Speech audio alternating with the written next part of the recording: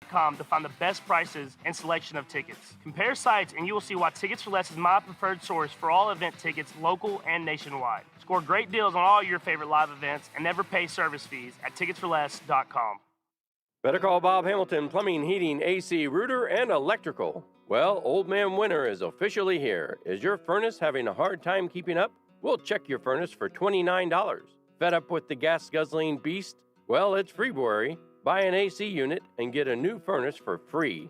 Wow, how's that for peace of mind? Better call Bob. Bob Hamilton Plumbing, Heating and AC. Call 888-4BOB. Remember 913. Hi, I'm Bob Hamilton. I'm looking to recruit more of the very best technicians to grow our team of professionals. If you measure up, I'm hiring. So, better call Bob today, 888-4BOB, and don't forget the 913. 888-4BOB when you want it hassle-free. Of course, you must have a clean driving record, pass a drug test, and background check. Like all our techs, you must be able to diagnose and fix any plumbing problem the first time. If so, better call Bob. Join the world's greatest team of techs today. It's Family Leisure's Factory Direct Hot Tub Sale. We have hot tubs coming in every week. No need to wait for months. Come get your dream hot tub today. Family Leisure also has pools in stock for spring installation. Don't go another summer without a pool for your family. Come in and see our huge selection of patio furniture. Family Leisure is your one-stop shop for pool tables, shuffleboard, bar stools, and home theater seating. All priced to go. Mention 810 and save more at Family Leisure in Olathe. 913-888-7727. Awesome. WHB Kansas City. Isn't this a sports show? This isn't exactly how I phrase it, but this is the more concise way for me to be saying this. This show's better when I prepare more. Duh? Almost entirely. I don't know how long this era is going to be of what I think will be known as the almost entirely sports era. Maybe this will be 2,000 years. Maybe it'll be 20 days. This is Almost Entirely Sports with Joshua Brisco. I know it's been a while since I've complained about how hard this job is. Take the show with you by listening on the Sports Radio 810 mobile app at 810WHB.com or by searching for Almost Entirely Sports wherever you get your podcasts. You know what I thrive on? You know what I live for? It's good retweets, baby. This is Almost Entirely Sports on Sports Radio 810 WHB. A lot of places we can go, a lot of places we will go over the next 3 hours. You're 3 hours removed from the weekend, or perhaps if you're listening to this podcast later on, maybe you're already listening to it before Beards can say, aren't we actually like 5 days removed from the weekend because you did the halftime show of the Super Bowl? Yeah, all right, everybody. I made that joke also. I just tried to get to before Beards could in his voice that I think I nailed, actually. I think that was exactly what Beards typically sounds like. Oh, I thought about it. But you didn't get to it quick enough. That's okay. Which is honestly probably for the best. Beards, McFly on the other side of the glass, Rudy Salazar here in the studio. I'm Joshua Brisco. 3 hours of Almost Entirely Sports begins now. I don't know why I kicked it off in a way that makes it sound like we're about to start some sort of World's Strongest Man competition, because we're very much not going to. The only thing that has really sort of happened in these moments that's been distracting to me is that Beards twice now has been visibly frustrated at something. Once was definitely frustrated at himself. Maybe again just now. How are things going on that side of the glass, Beards? Early show check-in. I'm good. There was nothing the second time. The first time midway through the intro playing, I remembered that I have a Valentine's intro that I had made last year for the for Valentine's Day show, and I should have played it today. Yeah. But I didn't. Better hope we're still here next year. Dang it. Good work, Beards. No, dang it. You had a bespoke, annually useful liner. Or intro. Well, I think the problem is I have the sexy back looped underneath it anyway, so I don't think I think it's just the instrumental. It is. If it's got the words, I'm not. I think we've and it was designed to play through the whole first segment. We've done a significant amount of work in terms of staying podcast and Twitch compliant, but maybe if that's what you got to tell yourself, that's the reason you couldn't have even used it anyway. Whatever helps you sleep at night. I don't want that loss of an intro to ruin your whole weekend. Also, I have the clip for you that you wanted. Oh, thank you. You just play it now without context. I could. I'd rather you didn't, although honestly the context isn't going to help that one very much. There are a couple of NFL stories, and then obviously a couple of bigger, larger scale sort of just Chiefs lost the Super Bowl things that will be good to continue rehashing in our own almost entirely sports sort of way. But there's some NFL news. Plus, I'm fully, I guess now, maybe starting tomorrow, college basketball season is actually beginning as far as I'm concerned, because I'd not been hit by college basketball fever while I knew that the Kansas City Chiefs were still in contention for a Super Bowl. But the Chiefs lost, and then remember whenever we talked about when you take down Christmas decorations? This was a conversation we had maybe a month ago here. What I figured out after the fact, and this is in fact how it ended up playing out, I think I'm just going to, from this point forward, just keep up Christmas decorations, keep up the tree and whatnot until the Chiefs are mathematically eliminated from the season. And this year that meant that there was still a Christmas tree up on whatever, February 7th. But it felt okay. It felt right. Just being lazy. But Renee was like, it's Renee's tree, to be honest. But like, I think Monday after the Super Bowl, she was undecorating the tree, packing it back up. It's not a real tree. It's not like it's going to stink or like become a fire hazard in there. Not even a real tree, man. Enjoy the Christmas spirit during the end of football season. And then look, if in 20 years the Chiefs go 12 and 14, or I guess maybe 12 and 15, depending on how many games we're playing next year and in 20 years, if the Chiefs are a 2-win team again in 20 years, then maybe I'll take the Christmas tree down on like December 14th, whenever they're mathematically eliminated in Week 10 somehow.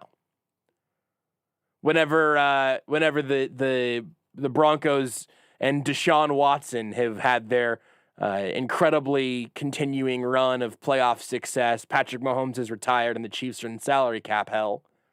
If they're eliminated early on, then maybe there will be no tree at Christmas.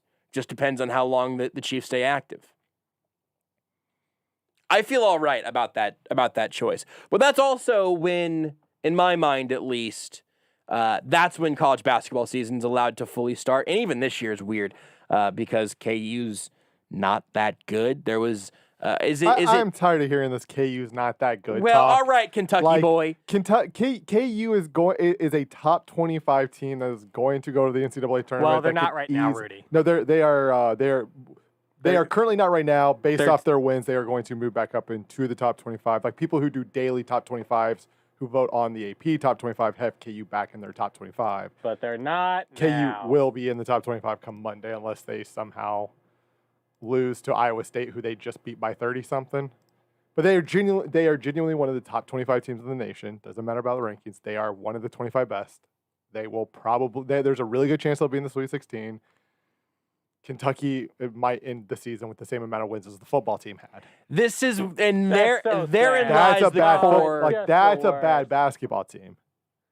Can you imagine if KU basketball and KU football ever had the same number of wins in a season? I mean, I guess maybe like the year they won the Orange Bowl, that would be the only year where, well, even in that year, I mean, KU fans would be mad, but it wouldn't be catastrophic, I guess. I was just looking for the stat here. If Kansas this year won as many games as KU football did the last 10 years, Bill Self's on the hot seat. Because that'd be like 6 wins. The last time... I'm going to do that math. I honestly, I think it might be like 8. I have no idea. I'm gonna guess 7. Actually, I'm going with 7. Over 7 wins over what stretch the of time? last decade. So the last 10 years, Kansas football. Hang on. 7 wins. They definitely have more than 7. So we are conference wins or no, overall wins? Overall wins. In the last 10 years?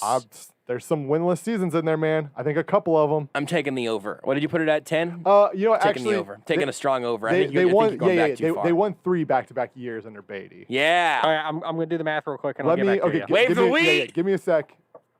Can I get my stat while you do the math in your head? I just want my guess to be out there. Let's go with 15. I think that's closer. The last time that Duke, Kansas, Kentucky, UNC, and UCLA were all unranked was 1961. And that's where we're at right now. We're in that space. Let me just say that KU's not that good. It is February. By the time, I'll say it this way, for KU standards, by the time the Chiefs were eliminated from the NFL season, KU was eliminated, not mathematically, but essentially from Big 12 title contention. That's crazy. That's crazy. Good at basketball. I am really hoping that we get an undefeated Gonzaga versus an undefeated Baylor in the national title game, which I think is probably obviously would be the favorite to happen considering that they're the two best teams in the nation. I really hope we get that. Because we usually just don't. We usually don't get, hey, the two best teams are actually playing in the and maybe final. in a weird year where, obviously those two teams are experienced and, like, you might not have as many upsets. But, yeah, things are bad in Kentucky. Man. And guess what? They're not looking like they're going to get a lot better because Kentucky's recruiting class, not a lot in it. All right, do you want the numbers? Yes. I can't wait for Scott Drew coach team to totally wreck my bracket. I'm so excited for them to lose in the round of 32 after I've got them winning it all. So what were your over-under numbers? I'm guessing 15 total. Over 10 years? From 2020 to 2011. I'll say over 15, but not by a lot. It was 18. 18 wins. If Kansas basketball this year... Right now, Kansas has 14. Yeah. The most disappointing season in a long time. And they are playing less games 5 coaches in that time. They are playing less games in year than normal. Otherwise, they might actually be at the 18 mark. This stat was definitely out there. I'm trying to figure out. They're unranked for the first time since 2009. Yeah. The most disappointing KU basketball season in over in that same period of time. Actually, you can go. Why don't you go back to 2009, Beards, on the KU football win list? They were. I want to say they won. I think we're gonna get out of them. I think KU's 10 or gonna 11 games that year. I think KU. In the 2008-2009 season. Start. Because that was when they won the Orange Bowl. Yeah, you're gonna have to figure out when you cut that off. We're gonna lose the balance there at some point. The 2009-10 season, I remember they went 8-5. So I am adding 2010, or did they win where they won 3 games, and 2009, where they won 5. I now have 26. Okay, yeah, because it was 2007-2008 when they won the Orange Bowl, and then it was 2008-2009 where they beat Minnesota. And the reason why I remember that, they beat Minnesota Why do you know that? They were playing in Phoenix because they were playing Minnesota, and it was Eric Decker, the male model who went on to play in the NFL. It was like the web.com bowl or something like that. How do you know that? It was I had season tickets back then. Insight Bowl, yeah, down in Phoenix. Did you go to Phoenix for the game? I was not in Phoenix for the game, but I was in Fort Worth for the Fort Worth Bowl against Houston when KU beat Houston. And you know who started in that game? No. Kevin Cobb. And you know who else? Chiefs legend. Jackie Battle. Oh, wow. Yeah, saw Jackie Battle play and saw KU destroy Jackie Battle. If you thought these were 10 good minutes of radio, wait until Nick Schwerdt of KLWN Rock Chalk Sports Talk joins us also in about 45 minutes. Play in college. I didn't. Here's the thing, Rudy. No one heard what fun fact you just gave because we were talking at the same time. So they don't know what time Nick's coming on or Hilton. Where did he go? FIU. I always get FIU. I thought it was FAU. You know what else was in? I think it's FIU. You know what else was in 1961, according to JT on Twitch? So my dad was born? I don't know. Cuban Missile Crisis. Wow. Those are we connected. Saying that the college basketball teams caused the Cuban Missile Crisis? What's FIU for T.Y. Hilton? Because, see, I always say FAU. I think this is the first time that I've actually remembered that, no, it's FIU. What do the Cuban Missile Crisis have to do with this? Last time that KU was and whoever it was unranked. KU, Kentucky, Duke, North Carolina, UCLA. It caused the missile crisis. Those 5 colleges being unranked I believe he said caused. Oh the God, what's crisis. gonna happen? What's gonna happen in the next 10 I mean, months it can't of this be. year? It can't be much worse. Don't say that. Knock on true. our wood That is console or absolutely something. true. It can't get that much worse. It Go to hell. absolutely can. Go to hell. It can't get much worse. Buddy Bell once said it can always get worse. How many times could you have doubled down on that? If you're just chasing your losses in 2020, just say, well, it can't get that much worse. It can't get that much worse. It can't get that much worse. You would literally owe your arm and your leg to like the black market to be able to pay off your debts. I would have had to have sold or sell my kidney and probably also my heart, which would have made life difficult going forward. But it's crazy. This isn't going to be the only time that we talk about giving up body parts on the show today, because it came up in an episode of Basketball Friends with Nick Schwerdt and Matt Tate. One of my favorite names for a show that's ever existed. Very good. What body parts would Bill Self give up to have Cade Cunningham on this team? Whew. And at least his hair. Well, he's not a lot to give up there.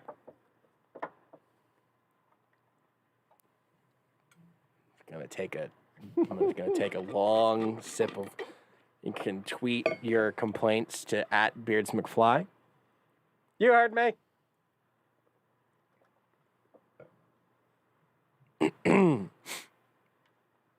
I don't know what you're talking about.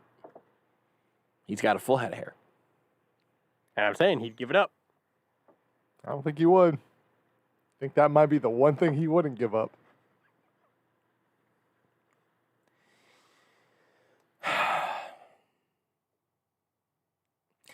We could have started this show with J.J. Watt talk. We'll talk to Matt Verderame at 9, by the way. He'll join us then to talk about Super Bowl loss and then all the things going on in the offseason so far. J.J. Watt was released by the Texans today. He asked for it. I think he only had 1 year left on his deal, and that team is a tire fire. It just keeps getting weirder and weirder. They hired David Coley. Sounds like Josh McCown is like the coach in waiting at the beginning of your new head coach's current deal. I think they hired some other character coach, and somebody else got fired or resigned or something. Someone up in the front office. It is a nightmare. I believe their president is no longer there now. I would have a very hard time telling you confidently who is involved in the Texans organization other than Cal McNair, Jack Easterby, and now David Coley. It's Jack Easterby. Like he's their organization right now. If you find I don't know how he did it, but kudos to him for finding a way to become like literally like he oversees everything in that organization. He has total and complete power. This came up somewhere in the Sports Illustrated article that we talked briefly to Greg Bishop about last week, 2 weeks ago, I guess. Where someone compared him to Littlefinger from Game of Thrones. Yeah. I'm telling you that he is Youth Pastor Littlefinger. Like if you watch some of the clips going around and everything, and this is not me about to sideswipe all youth pastors. It is a specific type of motivational speaker, as I tweeted out at the time. Watching Jack Easterby is like watching the worst motivational speaker that you ever had come to your school. He looks like TED Talk, if TED Talk had a face. Disagree. I disagree. I disagree strongly, Beards. I will not yes and with you on that, because TED Talks make you feel like you're learning something, and he doesn't look like someone who would teach me anything. He looks like he looks like if Megamind became a human being and then was put in charge of a small, crappy inspirational talk circuit. It's cringy to watch. Like watching sort of just some of his blatherings is legitimately kind of uncomfy.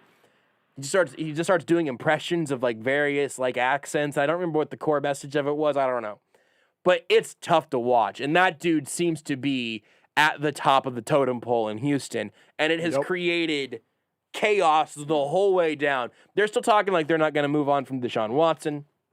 That's what they should be saying. Because at the very, very, very, very least, you can't get swindled for Deshaun Watson, but he doesn't want to be there. The organization just seems like it's an absolute free fall. They needed Bill O'Brien so bad, apparently. Bill O'Brien would be a significant upgrade from their current situation. Here's the thing with Bill O'Brien. Here's the value that Bill O'Brien brought. He was the common enemy. And when you have a common enemy, two sides can kind of come together and coexist. Because it was like, hey, this guy's the bad guy, So like we're gonna work together here because this guy, none of us like this guy, and now Bill O'Brien's gone. And then all of a sudden you realize, oh wait, yeah, I don't like you either. We don't have a common enemy anymore. It's just baffling.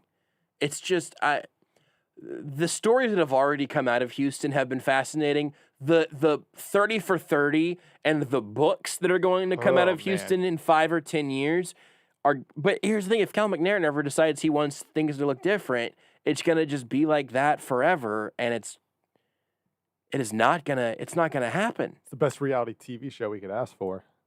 Oh, they got to give them Hard Knocks. It'd be so good. I would love. Wow, can you imagine how fun that would be? If Deshaun is still there, here's the thing: if Deshaun was still there, come training camp, if you're the NFL Network or HBO, I mean, you obviously have to. You got to try. You have to go to the Texans. Now, if you're the Texans, you should 100% say no. Yes. You should absolutely 100% say no. But Jack Easterby will say yes. He would probably say yes. I firmly believe that if he is offered Hard Knocks, he will say yes, even though he should absolutely say no, because nothing good will come from that.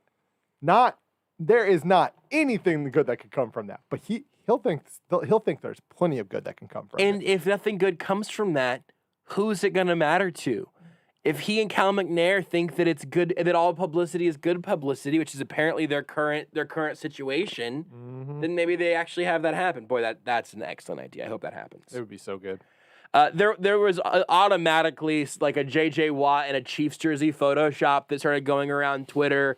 Lots of immediate questions like, hey, the Chiefs could use some edge help. Could they be the team that brings in J.J. Watt? Recently, there was a report that there were like a dozen teams that have already expressed interest, and the Chiefs were not one of the few listed ones. They named Bills, Browns, Pittsburgh, and one other team, and I forget Tennessee was in there. And then it said among a dozen suitors, you know, for J.J. Watt. Here's the thing: the Chiefs should call and be like, "Hey, sure. JJ, you've been on you're on a rough team this year, and you know you never had any." The Texans, obviously, 2 years ago were not bad. They just couldn't beat the Chiefs. They've been largely during his career a solid team. Yeah, solid, but with a stunted ceiling. Yeah, never really quite a Super Bowl contender. You remember Matt Schaub? But a solid team.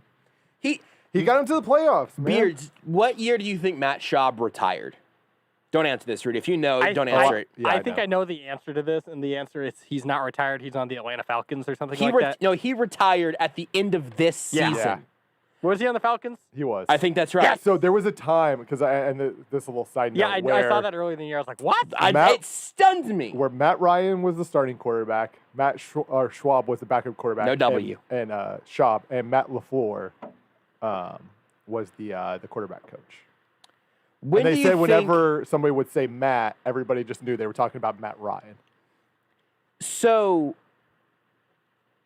the last time that Matt Schaub started, he started 2 games for Baltimore in 2015. I don't remember him being on Baltimore. He was there that 1 year. Probably checks out. But if it feels like Matt Schaub has been out of the league for a while, he started 10 games for Houston in 2013, and then has just been riding the bench with a couple of very brief cameos. And then he finally retired at age 39 after not appearing in a game, it looks like, for the Falcons this year. Nope, he appeared once. Don't know what he did. Didn't throw a pass. We'll see if he stays retired. I can see some teams knocking down the door. Hey, Matt. We need you, man. If Matt Moore can come off of a high school football coaching sideline. You know what he should do is, because I assume there'll be a little of this at the very least next year of the there's a chance by next football season everything will be completely normal, right? Like where just everything is just as normal as it ever was. My guess is we won't be quite there. Matt Schaub should absolutely take like a veteran minimum 1-year deal just to be the quarterback who sits on his couch and just kind of joins in on Zoom meetings, and he's just there in a case of emergency only. Totally. Like that's the gig every 38-year-old or older quarterback should be going after right now. This is probably a dangerous game, but I'm just so enticed by this that I'm probably gonna need one of you guys. Oop, I've lost internet. I'm probably gonna need one of you guys to. No, it's just gone. I was going to go look at it myself on my laptop, but I can't concerning. right now. Yeah. I think it's probably just my computer fighting with our internet here. I hope so. Yeah, not ideal. But someone on Facebook, I can't see who it's from, although it just says Facebook now instead of empty username, which is a nice little tweak. That's all mine said for the last week, I would say. I believe that there is a refereeing conspiracy in the Facebook comments. Mike Andrews. I just want to, there's like a YouTube link and stuff. If you want to just put that on mute and just at least click that for me, Rudy, and just try to get a little information there. Can I just, listen, man. I'm here for it. Oh, wow, it's almost a 20-minute long video. Of course it is. Yeah, absolutely. What did you expect? What is the woo thing? It's just a long video. I'm sure it's a long video. Now, they say that it was viewed 542 times, and Mike has 1 subscriber to his YouTube page. All right. I'm not trying to put Mike on blast. Tampa Bay will win, and the reason will maybe shock you. Is the reason referees? I'm not trying to either promote anyone's conspiracy theory, nor am I trying to put anybody on blast. Here's the thing, though, is it feels like there's been a lot of work put into this. This goes into a direction I don't feel comfortable talking about. I was almost certain that would be the case. Yeah, it's whenever you went first name, last name, I wasn't thrilled about it. Yeah, it's a religious thing. You may have seen an actress who was recently fired off The Mandalorian. It's in that vein. Good. So why does the NFL hate Patrick Mahomes now? Folks, we cannot keep doing this. The Illuminati did not decide that the Buccaneers were going to win the Super Bowl, okay? Were they actually the Patriots, though? Maybe, more or less.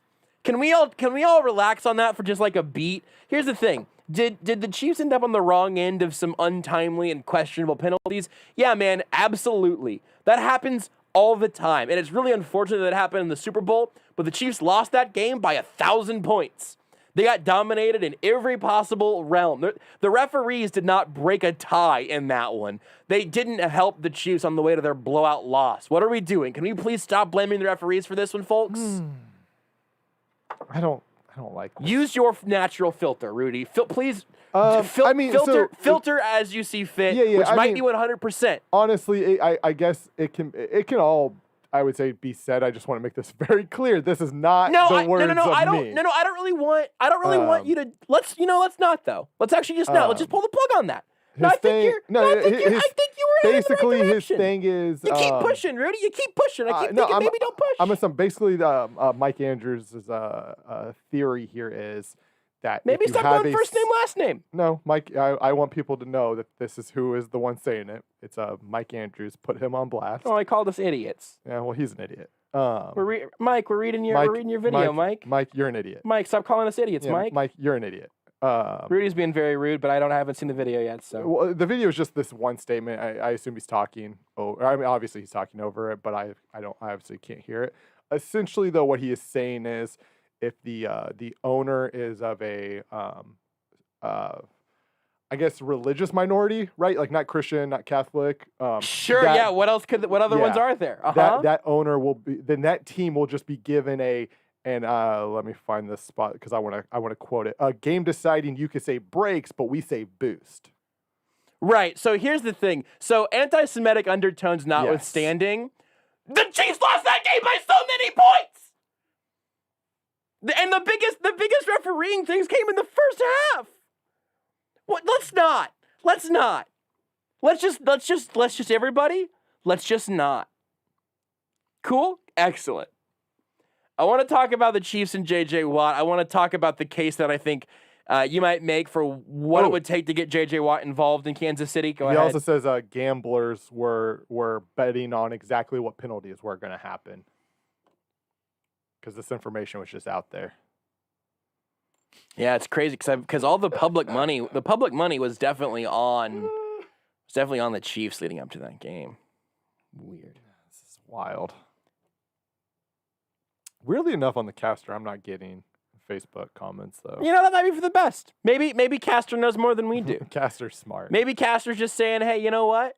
You don't need this YouTube video in your life. That definitely took a much darker turn than I anticipated. I was really just hoping it was going to be just sort of your normal refereeing sour grapes, so we could circle back around to make it the point that, like, The referees didn't make Mike's got a lot of videos. didn't cut Eric Fisher's Achilles tendon, right? Like that was the bout of bad luck that really that was the domino. That was domino number like 3 or 4 that ended in domino number 50, which is the Chiefs losing the Super Bowl.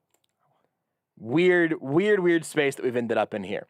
Let's take a break. We'll come back. We'll have a good old-fashioned conversation about J.J. Watt and why the Illuminati is going to make sure he's never a member of the Kansas City Chiefs. And maybe sad fans. Oh, yeah, there's also a sad fans. We'll do that this hour. Sometime this hour, we'll get sad Houston Texans fans on Reddit. Is there just a like Bleep Jack Easterby subreddit at this point? Oh, I don't know about whether it's been made or not, but it's a subgroup inside Houston Texans subreddit. It's got to be a relatively large one. I think it's all of them. Boy, this guy's YouTube page. I can see Rudy doing some calculus about if he wants to. No, let's just not. No. Let's just err on the side. You in the break. That's fine. I'm like this YouTube page. I gotta get off of it. You probably should. You definitely probably should. Yeah. Mike, stop commenting. You're an idiot. Stop calling Mike an idiot. He's Mike's gonna make a video about like the truth about Rudy Salazar. His 1 subscriber will love it.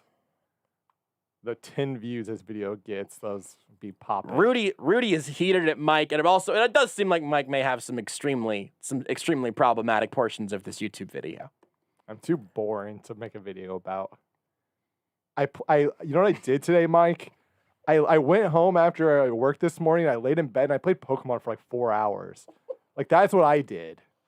My life's like that. You know what I'm gonna do tomorrow? I'm probably gonna lay in bed for like 12 hours to play Pokemon. Like that's my day. You want to make a video about it? I'm happy to send you the screenshots of the recent shiny Pokemon I've caught. They're beautiful, Mike. Shiny Milcery has like black eyes and it can like see into my soul, and it honestly kind of scares me a little bit. It's demonic. Yeah, it's demonic. Hey, Rudy Salazar, certified witch, wizard, ghoul. I don't.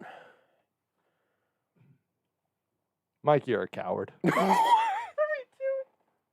He called us cowards. Why did he call us cowards on Facebook? This is so weird.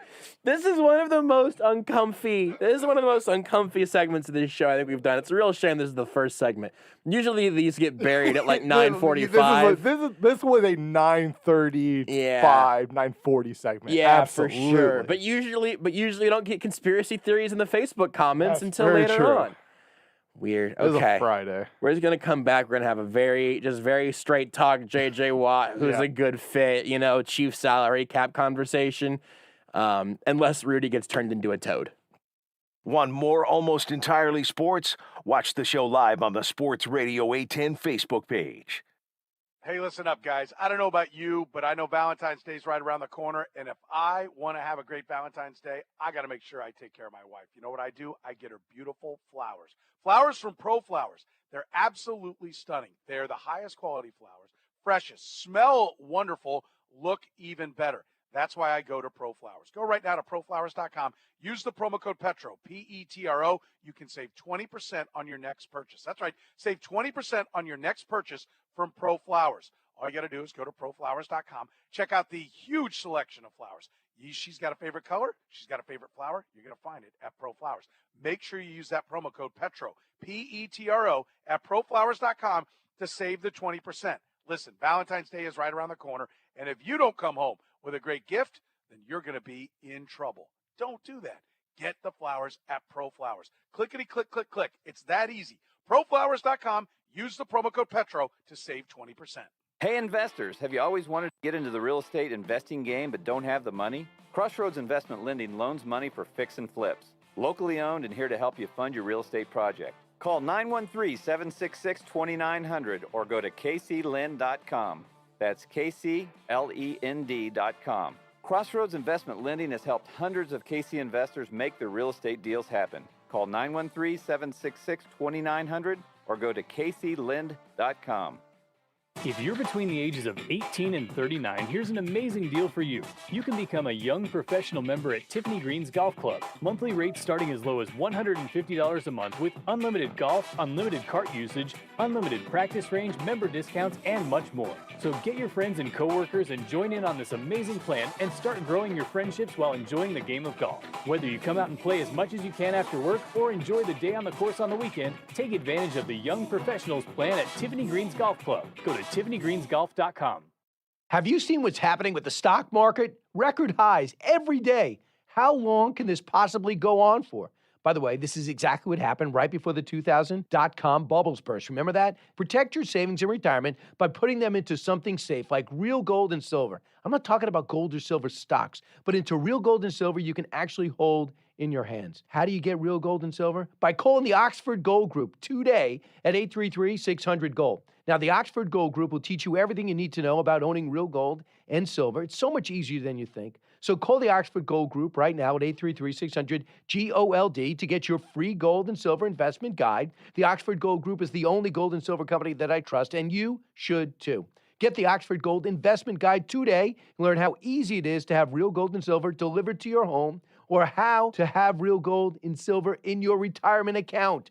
Call the Oxford Gold Group today at 833-600-GOLD. That's 833-600-GOLD. Hey, it's Todd Lebo here for CertaPro Painters. They've done great work at my house. Inside, outside, it's always great. From the estimate to the prep work to the cleanup, worry-free all the way. Give them a call for a free estimate, 1-800-GO-CERTA. That's 1-800-GO-CERTA, or go to CertaPro.com for more information. Now is a great time to update your home. There's no reason to wait. Call 1-800-GO-CERTA or visit CertaPro.com today to experience the CertaPro Painters difference for yourself. It's CertaPro Painters, proven and trusted experts in painting.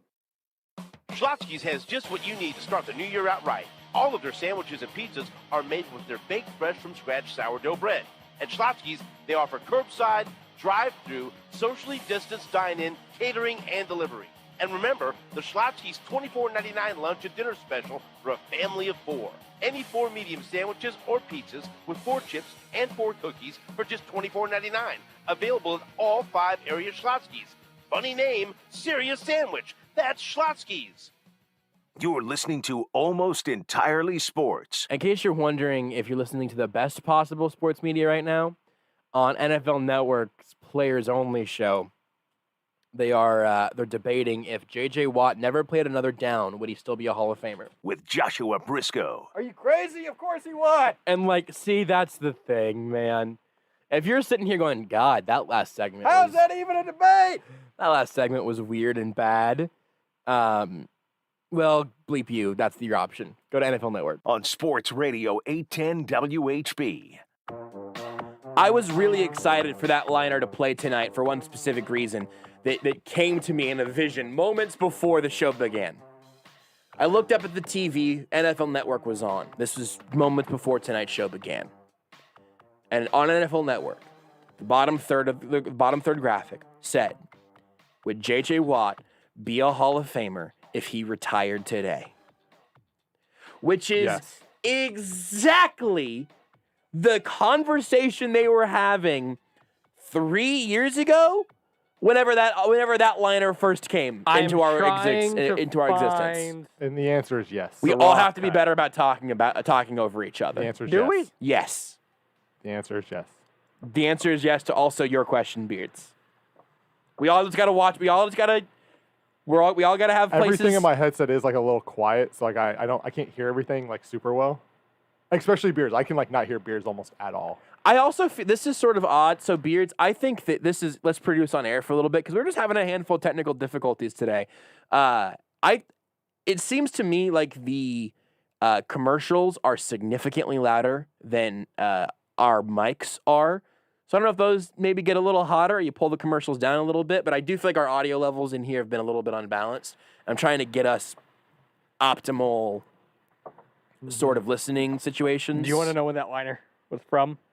The Yeah. day that audio was cut? Yes. October 13th, 2017. Unbelievable. So 3.5 years? Mm-hmm. Just about, not quite. Pretty close. This is why I occasionally find myself being Don Quixote up against Because I like NFL Network as a concept. I like that it exists. I like having a network devoted to the National Football League. But also, they every offseason are going to have, is J.J. Watt a Hall of Famer if he retired today? Mm-hmm. Which the answer, Rudy, is yes. Is, of course, yes.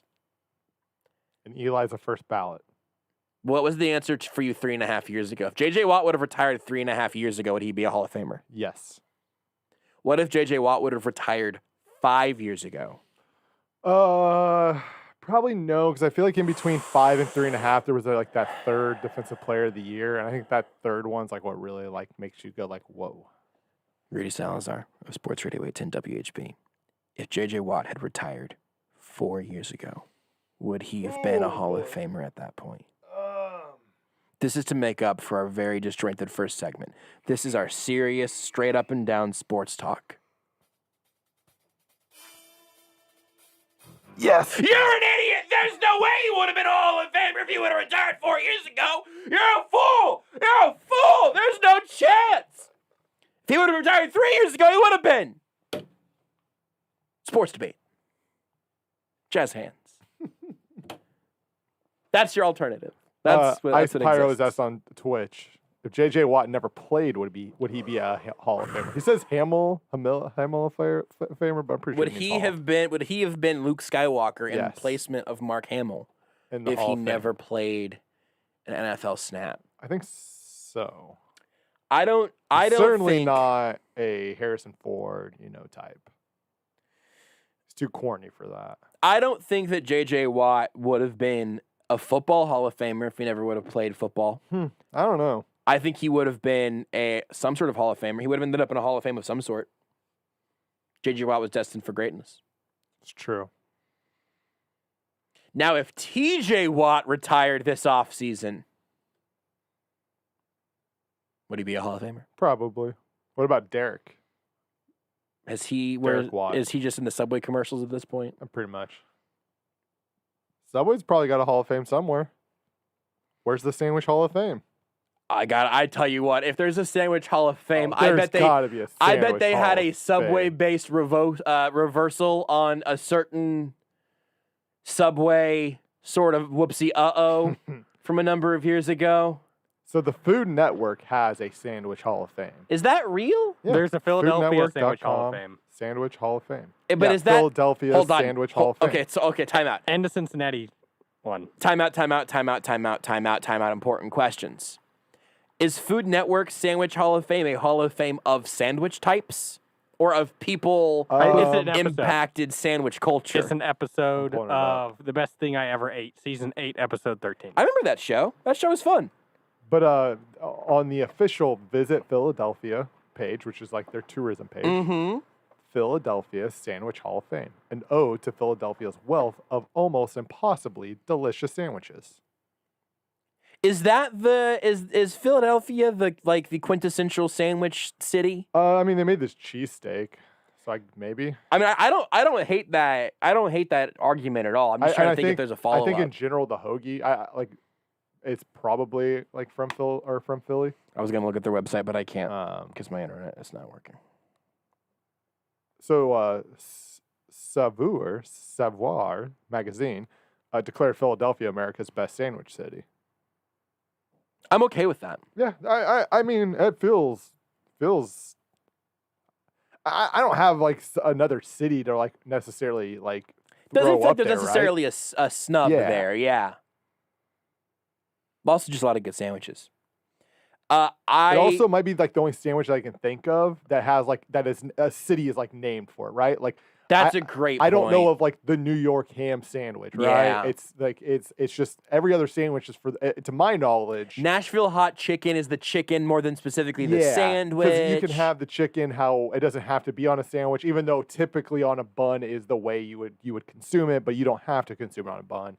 It's the Philly cheesesteak, and like wherever you go around the world, it's not you're getting a Philly cheesesteak. It's a Philly cheesesteak. No, I mean you're right. I think that's just factually accurate. So I'm good with that. I think it's reasonable. Here's what we're going to do. We're going to take a break. We're going to come back, and we're going to hear that Texans fans got really bummed out about their general state of affairs. Beards McFly has a special edition of Sad Fans on Reddit, Houston Texans edition, to hear what they're feeling like after J.J. Watt was released by the team earlier today. That's next. At JB Brisco, at Beards McFly, at Not That Rudy, at Sports Radio 810. Just do it already. Hey, it's Harley for Window Nation. It's home show season, which homeowners love because they are a great way to get home improvement ideas and save on new projects.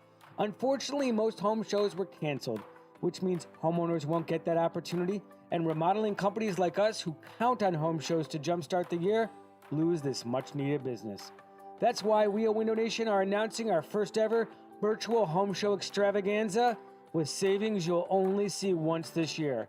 So call now and for a limited time, get 2 free windows with every 2 you buy. There is no limit.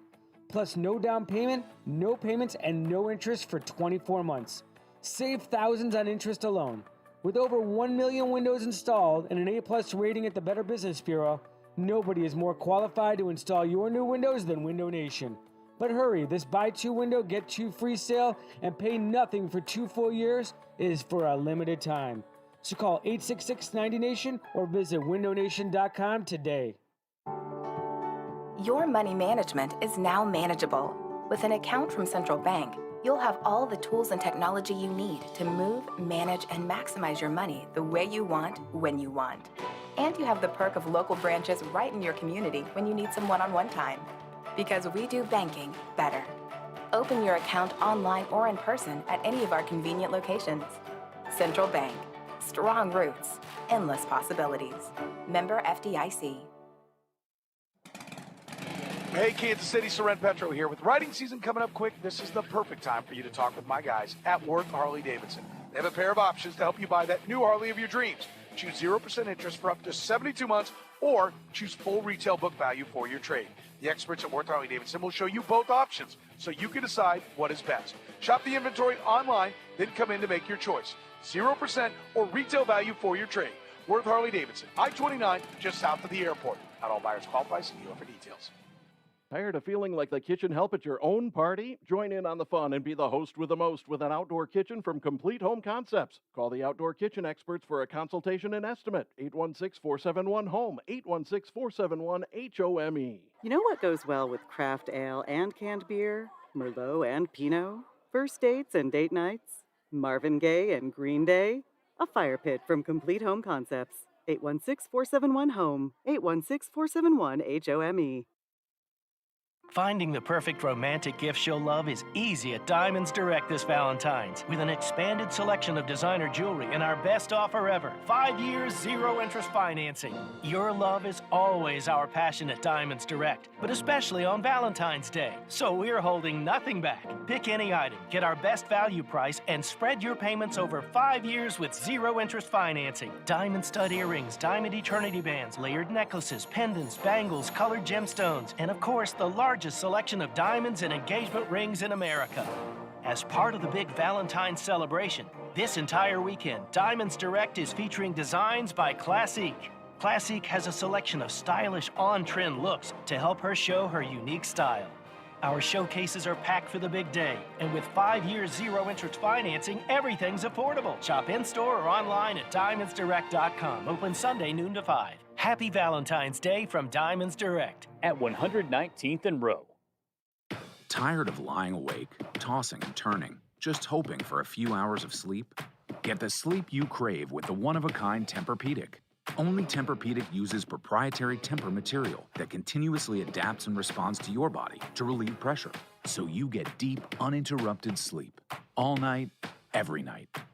Now's a perfect time to renew your sleep with the one-of-a-kind comfort of Tempur-Pedic and save up to $500 on adjustable mattress sets. Learn more at TempurPedic.com. This is Almost Entirely Sports with Joshua Brisco. I would like to hey, I'm the common sense director, okay? Make me director of common sense. Put that on my business card. And I could stop the Texans from doing so much stupid garbage! On Sports Radio 810, WHB. Even I couldn't help the Texans at this point. They missed the boat. They jumped the shark, which either way I think leaves you in the water. Here's a tweet from Benchwarmer Brew. Good evening. Ryan Fitzpatrick has 58 more career touchdown passes than Troy Aikman. Good evening. It's a good stat. The Houston Texans released J.J. Watt today. He asked for his release because that organization is the Titanic. J.J. Watt knows it.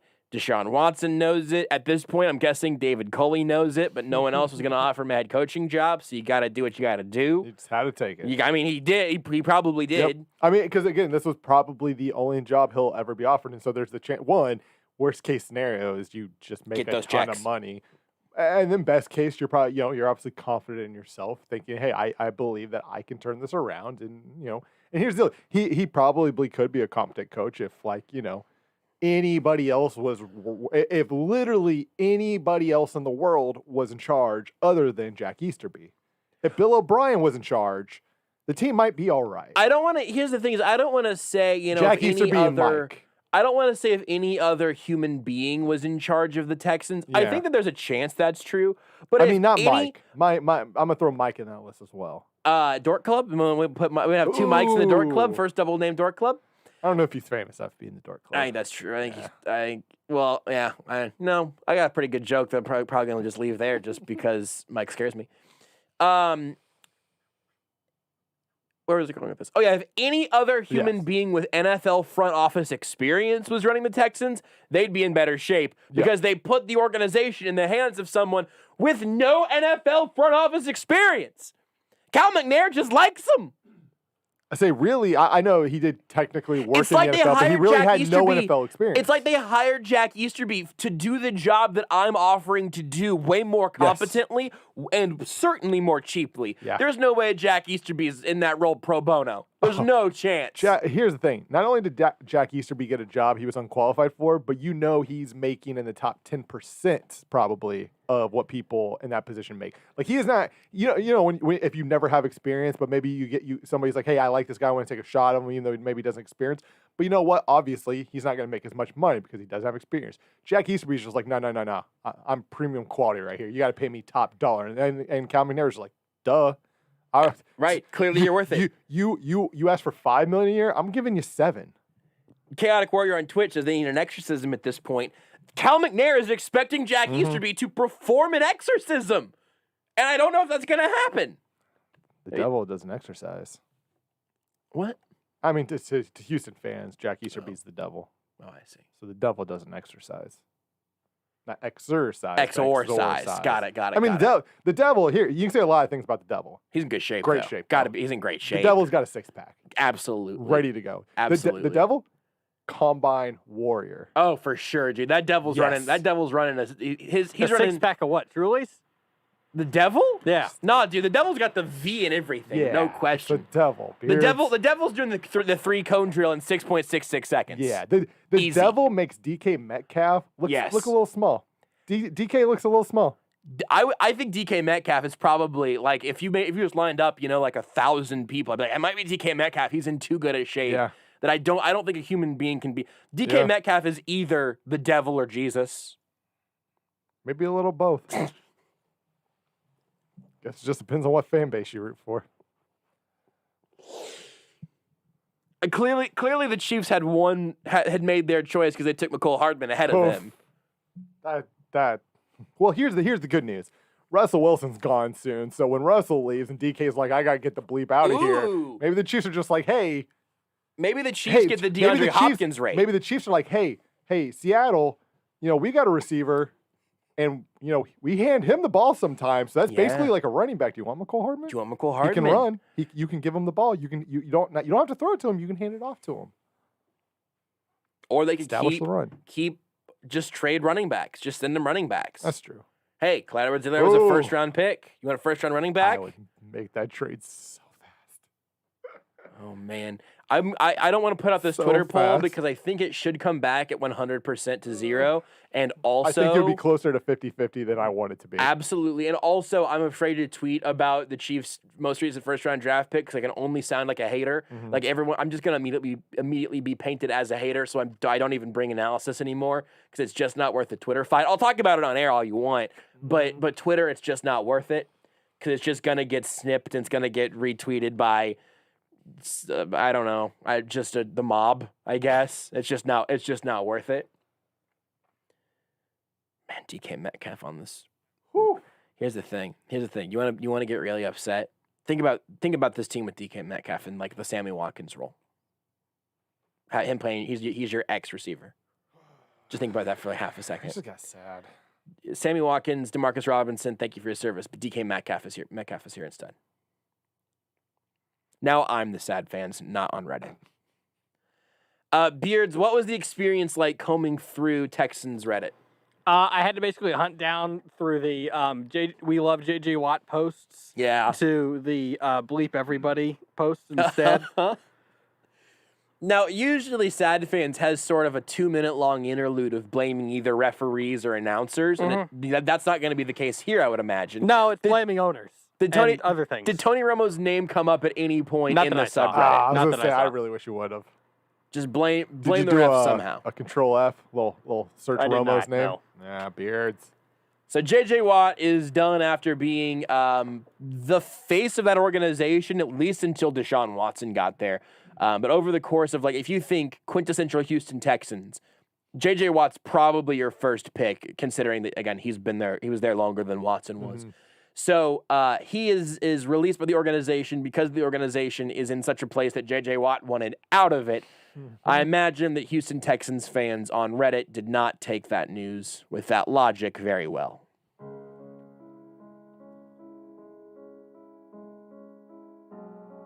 And now, a special emergency edition Sad Fans on Reddit of things that what few remaining Houston Texans fans said when the team released JJ Watt. Don't cry because it's over. Smile because it happened. And be pissed because great value Joel Osteen put his dick in the whole franchise.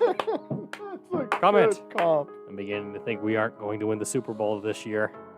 Reply. This decade. Response. Possibly ever.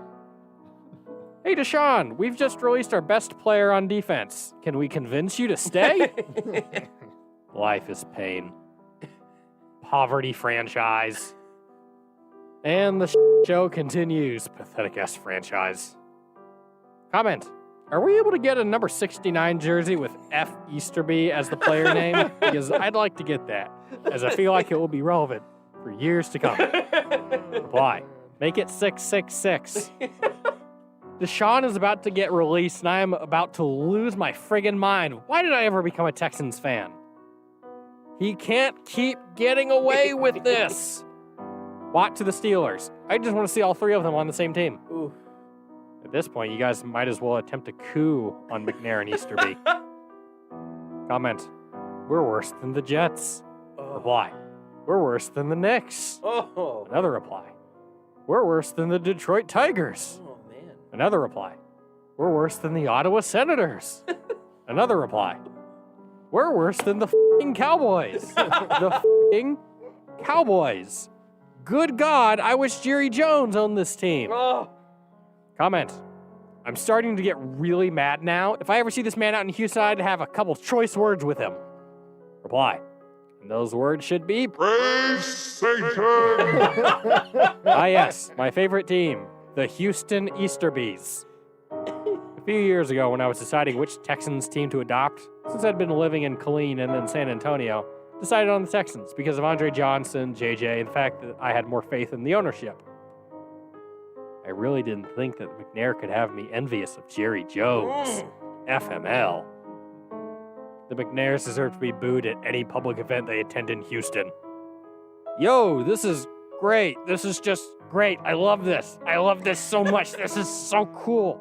Yep. Go Texans. Whoop, whoop. Ouchies.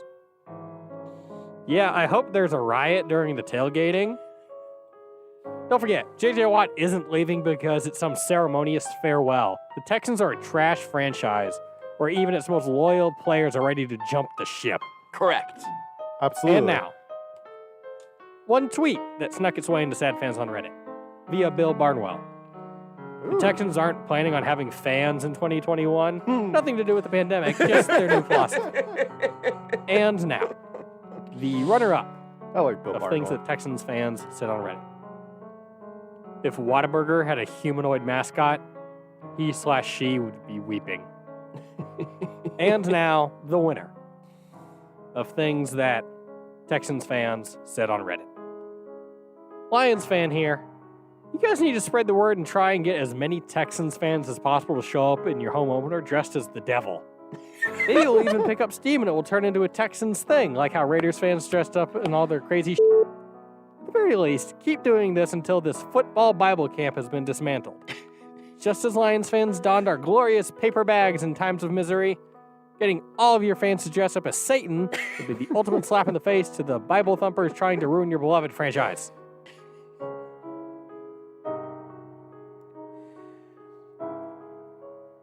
The idea that you can Photoshop this pretty easy. Think about the Houston Texans logo.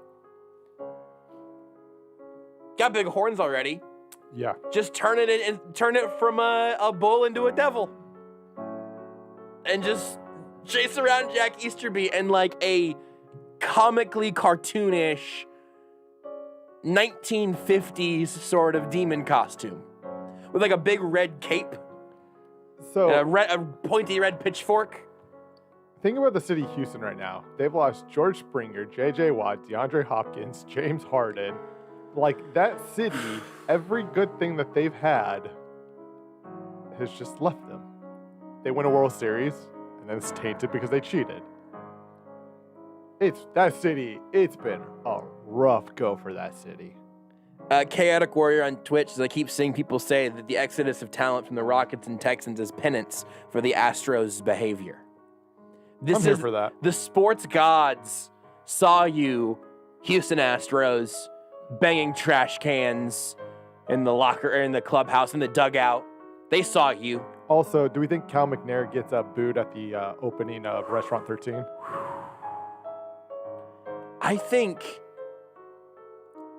that they have to be facing absolute fury at virtually every turn. Who gets booed more there, Harden or McNair's?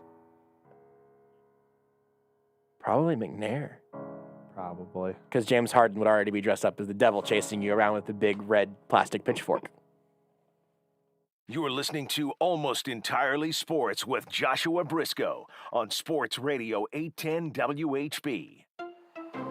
Small business owners don't have the patience for nonsense, especially when it comes to their internet provider. They want the best services for the best price. Simply put, that's Spectrum Business. They give you great value, zero nonsense. Just call 833-919-2121. You'll get fast, reliable internet and phone with no contracts and no hidden fees, all for a price that could cut your bill in half. Spectrum Business. Call today, 833-919-2121.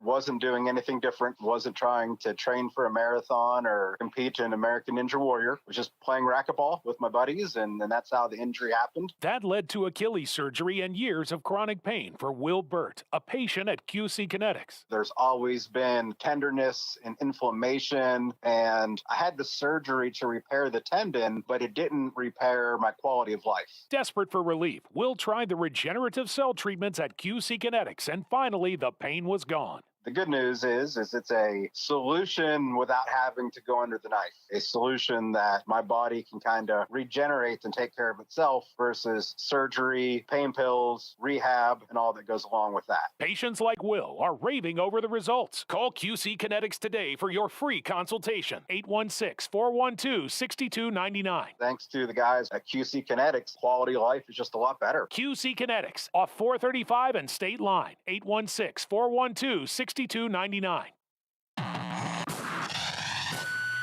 WHB Kansas City.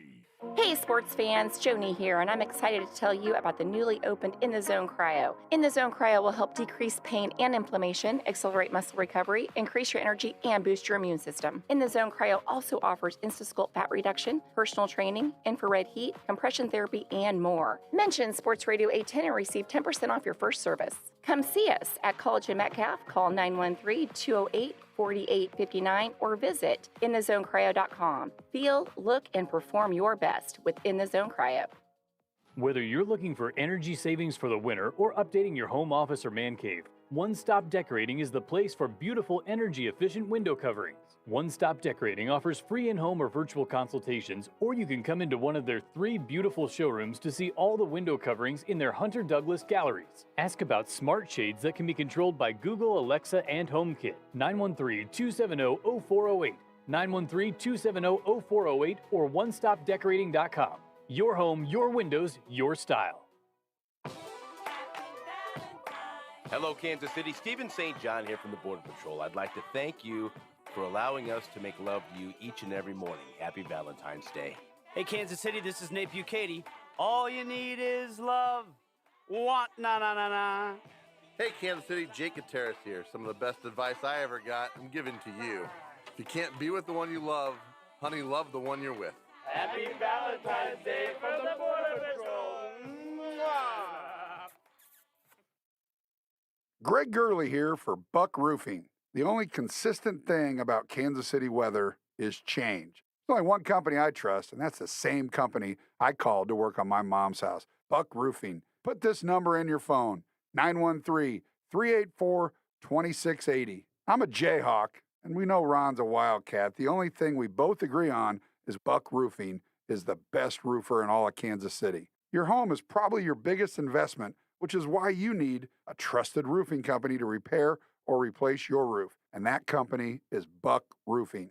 When Ron Buck and his team repair or replace your roof, you know they will be here years from now to take care of anything you need for the life of your roof. Need a little help with financing? Buck Roofing can arrange that as well. For all your repair and replacement needs, call Buck Roofing, 913-384-2680 or online at rbuckroofing.com. Sleep well knowing Buck Roofing fixed the roof over your head.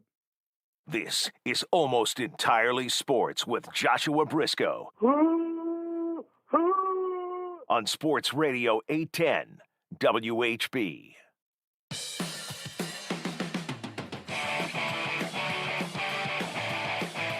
I don't know if this is how everyone has thought about it, but I am prepared to make the argument that the college basketball season starts tomorrow, actually. That's kind of how I'm feeling. Maybe it started yesterday, but it certainly didn't start until KU season starts. All the college basketball starts as soon as the Chiefs lose, which is also how I'm, by the way, marking another really big moment in my year. I'll run both of these thoughts past Nick Schwerdt, who joins us right now. You can follow him on Twitter at Nick_Schwerdt. You can hear Rock Chalk Sports Talk weekday afternoons on KLWN in Lawrence. Nick, I'm going to run these two things at you. I know you're in Lawrence, so one of them is going to be a tough sell. The other one might be even more controversial. Are you ready?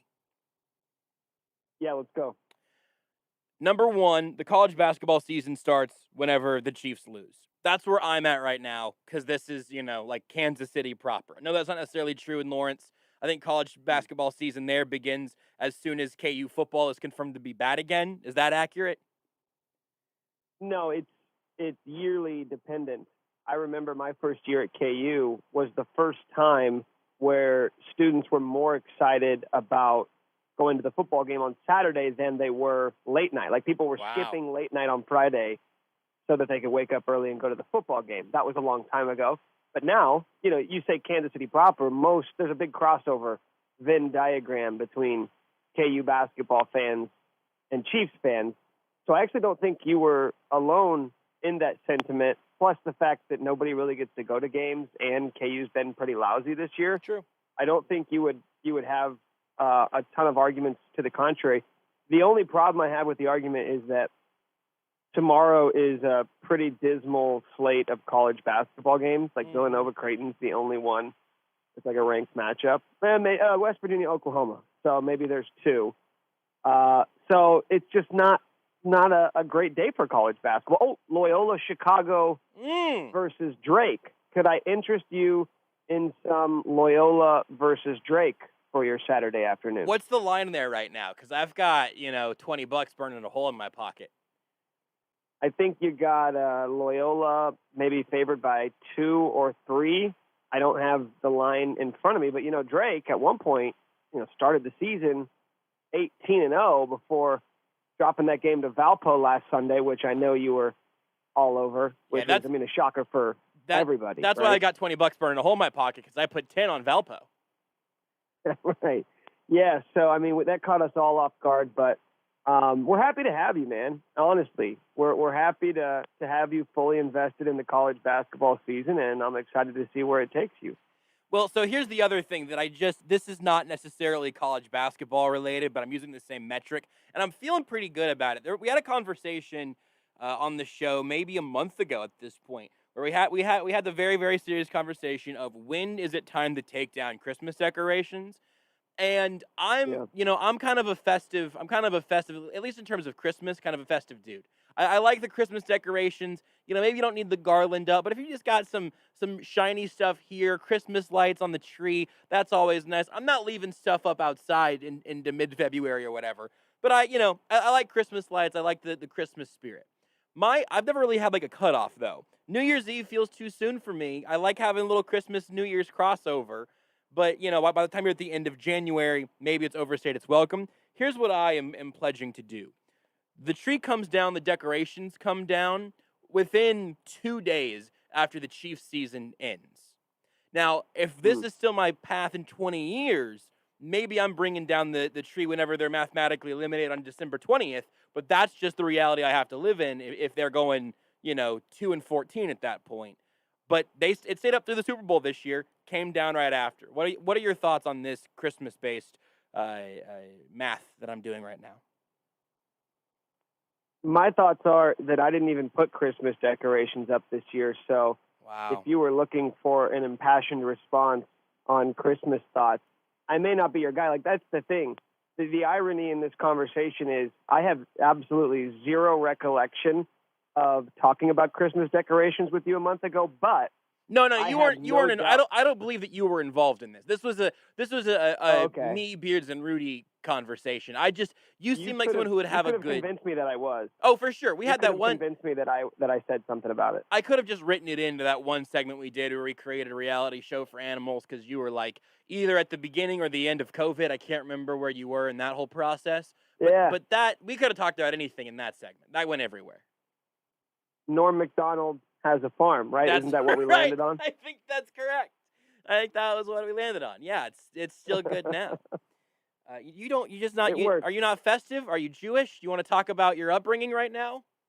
No, I'm not Jewish. I was raised Catholic, actually, but I live in an apartment, so I can't do the lights on the outside. Right. I don't own a tree, and it just it never really occurred to me that I should go to Hobby Lobby or Pier 1. I like to see that tells you right there. I don't even know where I would go. Where would I get a tree? Like, where do you even buy Christmas decorations? I wouldn't have the first idea of what to do. Is that because KU lost to Gonzaga, like the day you were thinking maybe you would go get a tree, and then it's like, you know what, Christmas is canceled? It's like the inverse of my Chiefs theory. Dude, Josh, I have 2 pictures hanging on my wall in my room.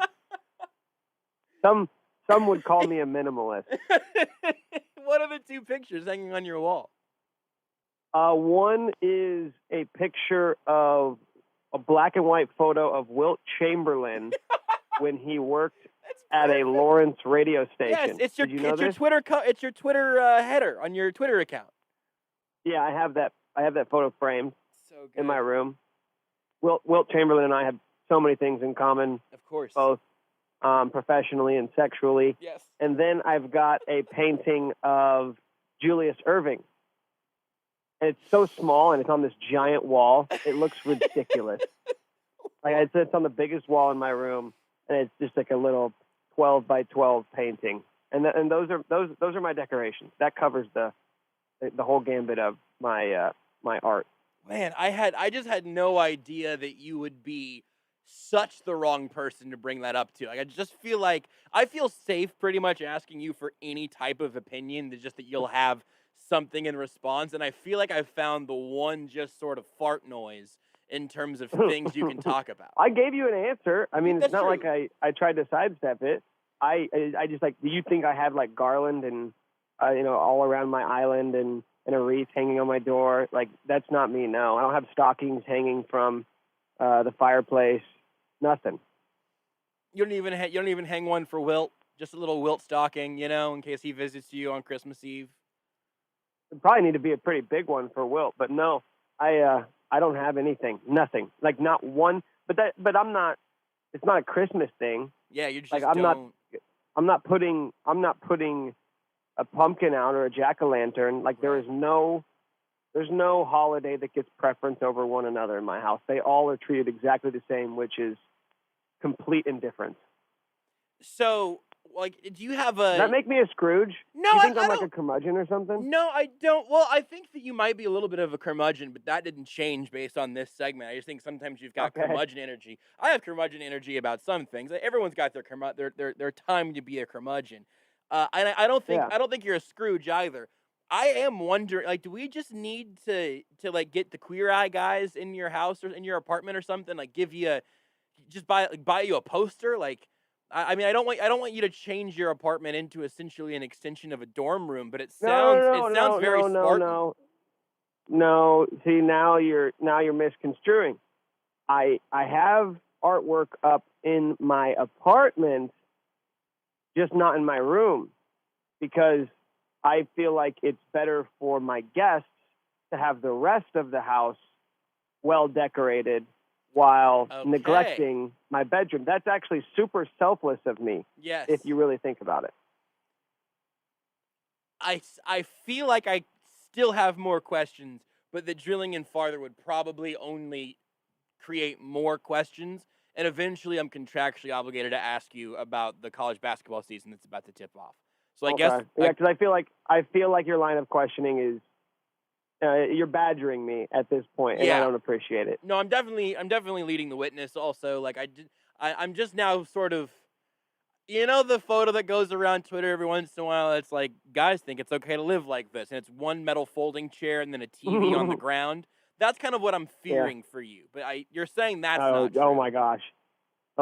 Okay, so what I'm gonna do as soon as I get off the phone with you is I'm gonna take a picture of my living room right now. Okay. I'm in the process of getting new furniture, and my living room is that theme. I have two recliners, one of which has a cardboard box on it. Yes. In the middle of my living room. It looks exactly like that meme, like a 2020 version of that meme. Oh man. All right. Well, what new furniture are you getting? Why the upgrade? It was just time, Sure. I realized that I am a modern man, and I need to get rid of, the old thing, out with the old, into with the new. Yeah. New year, new me. Yeah, absolutely. I don't know if there's any more cliche phrases I can throw out there. I want a sectional. I want like a sectional couch. I've always, ever since I was a little kid, I've always wanted a sectional couch, and now I'm about to make my dreams a reality. That's really, I haven't even kind of thought about how dope it would be to have a sectional. And now I think maybe you have sort of inspired me in that realm as well. Because that sounds great. I'm glad that you're achieving your dreams. And also like a nice achievable dream. You found a dream. You're like, hey, I can do that. I can afford to eventually save up and buy a sectional, and then you're doing it. I'm proud of you, Nick. It's like Creed in The Office when he said, "What do you want to do, Creed?" He's like, "I want to do a cartwheel. I want to do one perfect cartwheel. This is my cartwheel. I'm gonna get a sectional." I'm gonna ask you about KU now. Does that work? I guess so. What do you want to know? Well, so here's what I would really like. I would really like for you to give a bit of a crash course, because KU has played 21 games so far since tipping off with the loss to Gonzaga. Things have not gone great. They fell out of the top 25. Most recently, beat Oklahoma State, good God, Oklahoma State, and then Iowa State back-to-back. They get Iowa State again tomorrow. But what has the story of this season been up to this point? Wow, where do I start? I would say the story of this season has been searching I feel like this team has been searching for an identity. They have been searching for energy. They have been searching for a niche for the better part of 2 months. And you go back, they started 8-1, with their only loss being first game of the season to Gonzaga, who was the number one team in the country then, and they are the number one team in the country now. So through the first month of the season, you racked up a win against Kentucky, which felt like a big win at the time. You got a win against Creighton, which felt like a big win. You started Big 12 play with ranked wins over Texas Tech and West Virginia. It felt like even though you were skating by in a lot of those games and the end of them, like if you really want to parse them apart, maybe you got a little bit more lucky than you did making game-winning plays. It felt like you were taking care of business. Then 2021 began, and you lost to Texas, and you lost to Texas by a lot. And since then, it's felt like a different team. Now, it's been up and down with different guys coming and going. Like David McCormick was awful the first 9 games of the season. He's been one of KU's most consistent players the last 10, 11 games of the year, averaging, I think, just a hair under 17 points per game since that Texas loss. But with his resurgence, other guys started to fall off, like Christian Brown and Jalen Wilson.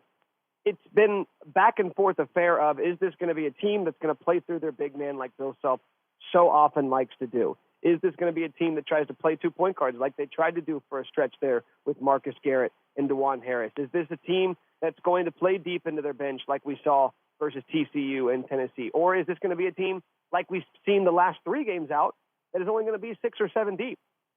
You can have a variety of answers to those questions, and I don't know if there's a right one at this point, because right now you're in the midst of the easiest portion of your schedule, at least when it pertains to conference play. You've got Iowa State, Kansas State. Those are all layups. They should be on paper. But Bill Self described this stretch earlier this week as the most important stretch of games they're going to have this season, which seems like a bit of a head-scratcher considering what I just said. These should be slam-dunk victories for KU. What I think it gives them the opportunity to do, though, Josh, is establish exactly what their identity is going to be. If you can't figure yourselves out against Iowa State and Kansas State, who are 2 of the worst high major programs in the country this year, then you're never going to get answers to those questions, because you finished the conference season against Texas Tech, Texas, and Baylor, and you could realistically go 0-3 in that stretch. That's why I think it's imperative for Kansas to establish themselves as they started to do against Oklahoma State on Monday, against Iowa State last night, and over these next 2 games. Because if you don't do it now, you probably never will.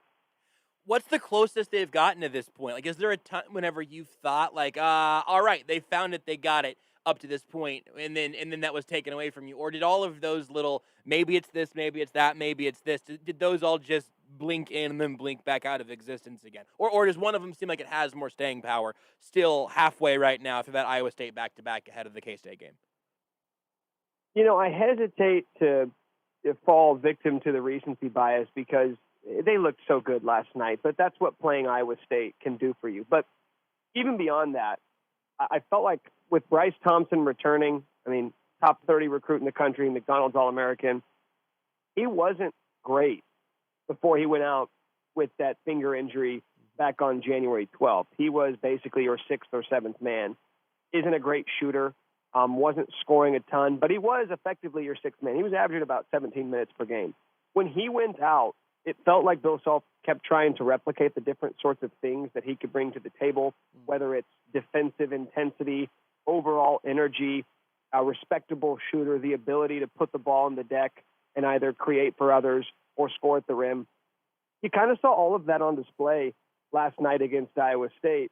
It feels like this is as close as they've gotten, because last night, not only were they letting it fly from deep, were guys like Christian Brown and Ochai, who were cold in the first half, Bill Self kept allowing them to shoot in the second half, and all of a sudden they get hot, end up scoring 58 points and running away from Iowa State. But they're doing it while also continuing to make David McCormick a focal point of the offense. There is nobody in the Big 12 who takes a higher percentage of his team's shots than David McCormick does.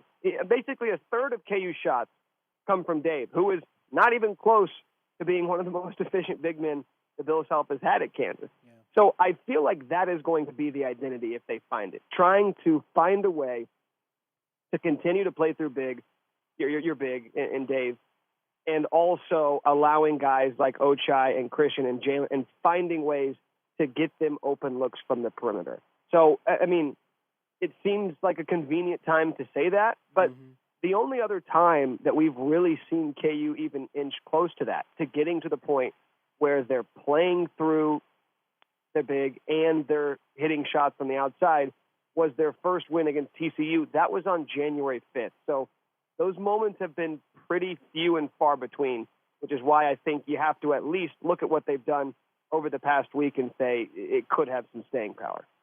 Well, and so if I say the answer can't just be, find their identity, but maybe the answer to this is what you laid out, which is running through McCormick and then getting better at the perimeter. But if you look into the future and I can tell you, hey, KU does get this figured out. They win the games they're supposed to win. Maybe they sneak one more and they end up having a little run in the tournament that keeps them in some just, obviously win or go home. Random things can kind of happen games. What do you think the version of KU looks like that does get it together, that does make a little bit of a run? Well, I think first and foremost, you have to have the Jalen Wilson that you had at the beginning of the season. The guy who was your sort of jack of all trades, who could not only be an aggressor offensively at this sort of pseudo wing / stretch 4 spot, but being the team's best rebounder, being a sort of energy infusion. I think that's something that has to be the case, because what we saw in that stretch where they lost 3 straight games, and it looked, getting undressed defensively against Oklahoma, having Tennessee and West Virginia have their best games against you, you have to have Jalen Wilson. Because I don't know if he's your best player, but it's been very clear that when he's off with the volume of shots that he takes, it's just not going to work. You have to continue to get these efficient performances from David McCormick, who, again, at this point, he's been more consistent than he has inconsistent. Like the last 11 games, he's been averaging about 16 and 6, shooting well over 50% from the field. Like, that's a far cry from what he was doing earlier in the season. And I think the one thing that's kind of going unnoticed is just the lack of production that KU has gotten from their bench. They rank 292nd in the country in bench minutes. And that's fine. A lot of coaches and teams will tighten up their rotation by the time they get to March. But up until this point, we don't know who exactly that's going to be. You can't just play 5 guys. Whenever KU goes to the bench, whether it's been DeJuan Harris or Tristan Enaruna or Mitch Lightfoot or Tyon Grant Foster, nobody has been able to really string together solid performances. The return of Bryce Thompson makes that a little interesting. And Bill Self hinted at it last night, saying that while he's not going to commit to it right now, he wouldn't mind seeing that rotation be about 7 deep, with Bryce Thompson and Mitch Lightfoot really being the 2 main points of that rotation that are coming off the bench. But that means you're putting a lot of pressure on a young kid in Bryce Thompson. He looked great last night, but he's got limited experience. Look at how many games he's actually played. 10 games in his collegiate career. So that's a lot to put on his plate. But this is what happens in March. The rotation tightens up, and I think that's what Bill Self is going to rely upon. He's going to rely upon those 5 guys and those 2 off the bench to say, hey, you're all we got. So your margin for error is going to be razor thin. This isn't a Kansas team that's super dynamic that can beat you in a lot of different ways. Like, they have to have X, Y, and Z. 2 of those 3 things have to go right on any given night, or they're probably not going to win. This is obviously a question that only really exists this way on a Kansas scale, but it seems like such a frustrating season, a frustrating team up to this point at the very least, because all of the answers are so up in the air. They don't really exist. It's not just, well, get this from McCormick or get this from the bench or Bill Self needs to do this. I imagine that this is probably a feeling that is much more familiar to teams that are used to not being absolutely certain to be ranked at all times or expected to win their conference, or even in a year like this one, expecting to be in contention at the top of the conference, which KU simply is not right now, which is still such an odd thing to say out loud. Is that fair, do you think, either from your perspective, from KU's perspective, from Bill Self's perspective, that this has been a frustrating year, or is this just sort of a surprise that comes through with a bit of a disappointment? No, I think there's definite frustration because go back to what Bill was saying in the preseason. Like, a lot of this is just going to be based off individual players. It seems crazy to say now, and I'm not trying to slight the guy at all, but Marcus Garrett, not by Bill himself, by like national college basketball writers, like was almost unanimously picked as being one of the top 10 or 15 players in the country. Yeah. He's not been a top 15 player in the country. Like he was a sleeper pick to be an All-American. He's not going to sniff any All-American teams. David McCormick, Bill Self thought could be an all Big 12 type player. He's been better as of late. He's not going to be one of the top 5 players in the conference. They thought that Tyon Grant Foster could be one of the best offensive players. They thought this guy could be a starter because of the way that he could put the ball on the deck. They said that there was nobody on the team who can go get their own bucket, who can make tough shots. This guy's not even sniffing the rotation.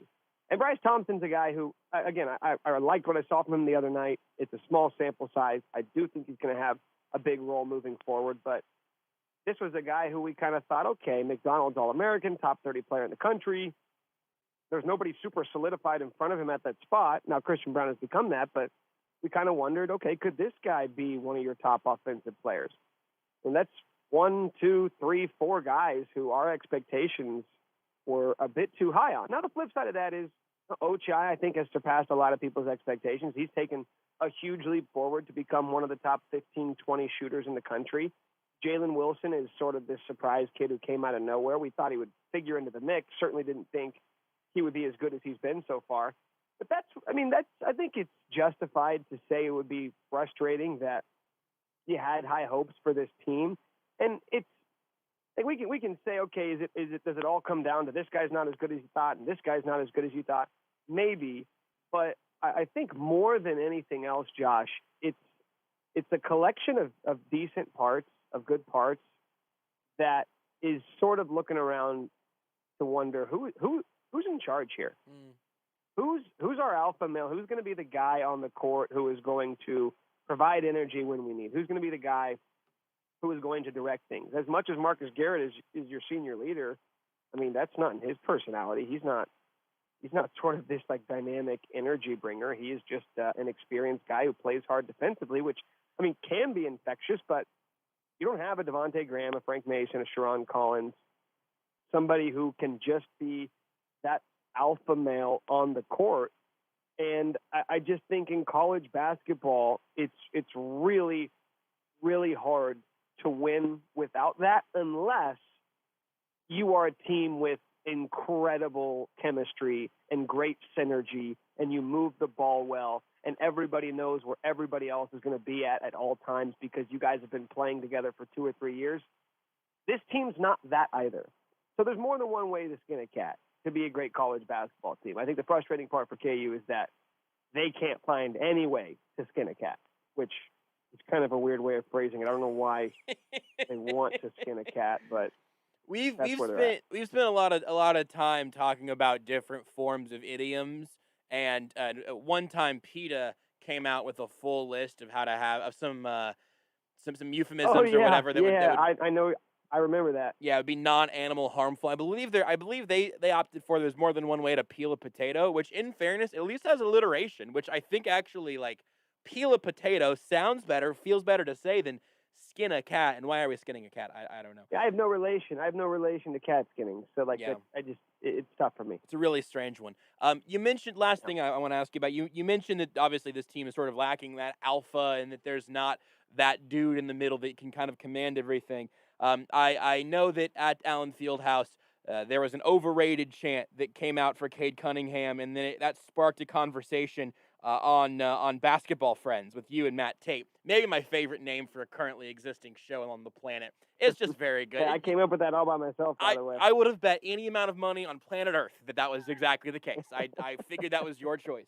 But you guys began having a conversation of what body parts would Bill Self give up for Cade Cunningham on this roster.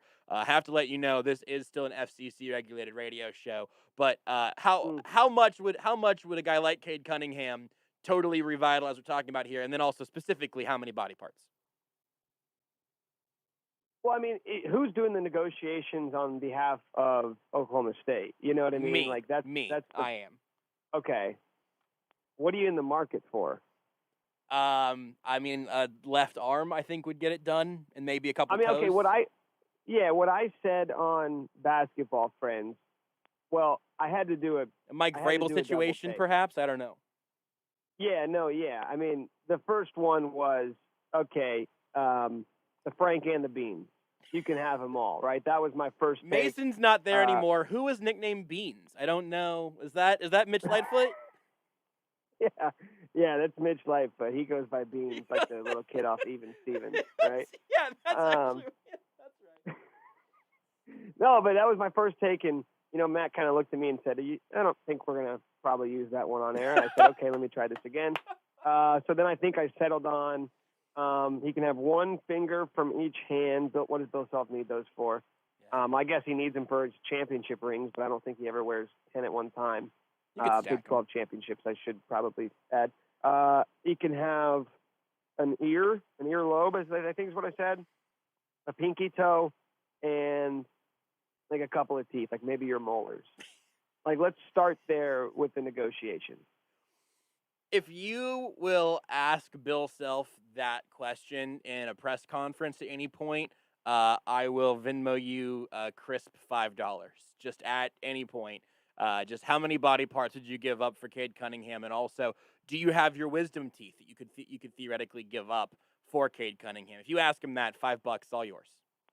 Okay, perfect. Because this is actually a great opportunity because we do all of our press conferences, as I'm sure you know, through Zoom now. Yeah. So I will turn my camera off. I will change my name to Joshua Brisco, and I will ask Bill Self how many body parts he'd give up for Cade Cunningham. And I'll get back to you with the answer and my Venmo. At least do me. If you do it as me, the money is off. If you do it as Scott Chasen, I'll double it. Well, Scott will probably be in the chat, so that's going to be tough. Also disappointing. I don't know if I can do. I'll have to work on your. I'm going to go back actually right when we get done here, and I'm going to go back and listen to some of your audio, and I'm going to start working on my Joshua Brisco impersonation. Just pitch up a little bit, talk faster, and be more annoying. You'll get there. It's not that hard. You can. All right, I'm going to workshop it. Yeah, please do. I'm sure it's only gonna be up for me. I can't wait to talk to you next time and realize that I'm talking to an impression of myself. You can hear more from Nick. You can check out Basketball Friends with Matt Tate, and of course, Rock Talk Sports Talk weekdays on KLWN 1320 and 101.7 FM. Nick had to go. Nick that was a loud hang up. Bye, Nick. Follow him on Twitter at Nick_Schwerdt. More Almost Entirely Sports whenever we come back. Did you know you can listen to Almost Entirely Sports anywhere, anytime? Well, you can. Just search for Almost Entirely Sports wherever you get your podcasts. Hi there, Gary Joslin, the owner of Joslin's Jewelry. For the last 38 years, I personally have been trying to be the best jeweler in the Kansas City area. The finest diamonds, the best customer relationship. Go online and check our website out. That's joslinsjewelry.com. Our family loves us. You're not a friend of our family. You are our family when you come in Joslin's Jewelry. If you need help with a piece of jewelry, Joslin's Jewelry is one of the most recommended jewelry stores in town. Hundreds and hundreds of recommendations from all these people for all these years. Joslin's Jewelry, the jewelers you'll recommend to your friends too. Thanks for coming and seeing Joslin's. 95th in Antioch, 435 in Antioch. Go north 1 mile, you can't miss us. We're the jeweler you'll love to go back to. That's joslinsjewelry.com. Car enthusiasts, looking for the best place to store and show off your car? Check out the KC Underground, Kansas City's car collection. KC Underground is part of the Kansas City Automotive Museum and provides a safe place to store your vehicle with 24-hour monitoring while sharing its history. Call today to reserve a spot underground for your car. Use the promo code 810 and you'll receive a 10% discount. Go to theksunderground.com or call 816-492-7147 and mention 810-WHB. If you can see the skyline, the KC Underground is just moments away. Check out the latest gear in the 810 fan shop at 810WHB.com/shop. We have hoodies, long and short sleeve t-shirts, and much more. It's all just a click away. Go to 810WHB.com/shop to see the whole selection. Check out the latest designs now available in all sizes, including onesies. That's right, 810WHB.com/shop. The 810 Fan Shop has something for everyone, and we have new gear dropping all the time. Go to 810WHB.com/shop. You've probably heard Tom Shane on the radio for years, but have you actually experienced a visit to Shane Company? If you're planning to pop the question on Valentine's Day, we're the destination for you. You just gotta go to the store, or you can go online to create an engagement ring that fits your budget and reflects her personal style. We're talking a massive selection of always natural, always ethically sourced diamonds, rubies, and sapphires, plus a huge assortment of ring settings in every price range. Our team of jewelry consultants will help you find exactly what you're looking for. And you can expect zero pressure because they're all non-commissioned. When you're done collaborating, her engagement ring will look spectacular, like nobody else's ring. She'll get all the compliments, you'll get all the credit. And get this, with their warranty, if anything happens to the ring, they've got you covered for life, for free. Do yourself a favor and get your engagement ring your way, only at Shane Company. Now you have a friend in the jewelry business, Shane Company and shaneco.com. You're listening to Almost Entirely Sports. Here are 7 incredible sex positions. We can't wait to show Jesus when he finally returns to Earth. With Joshua Brisco. Oh, can I get an amen? Amen! On Sports Radio 810 WHB.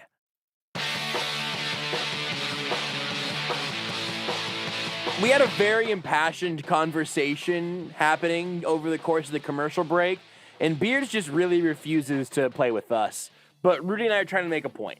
Here's the point.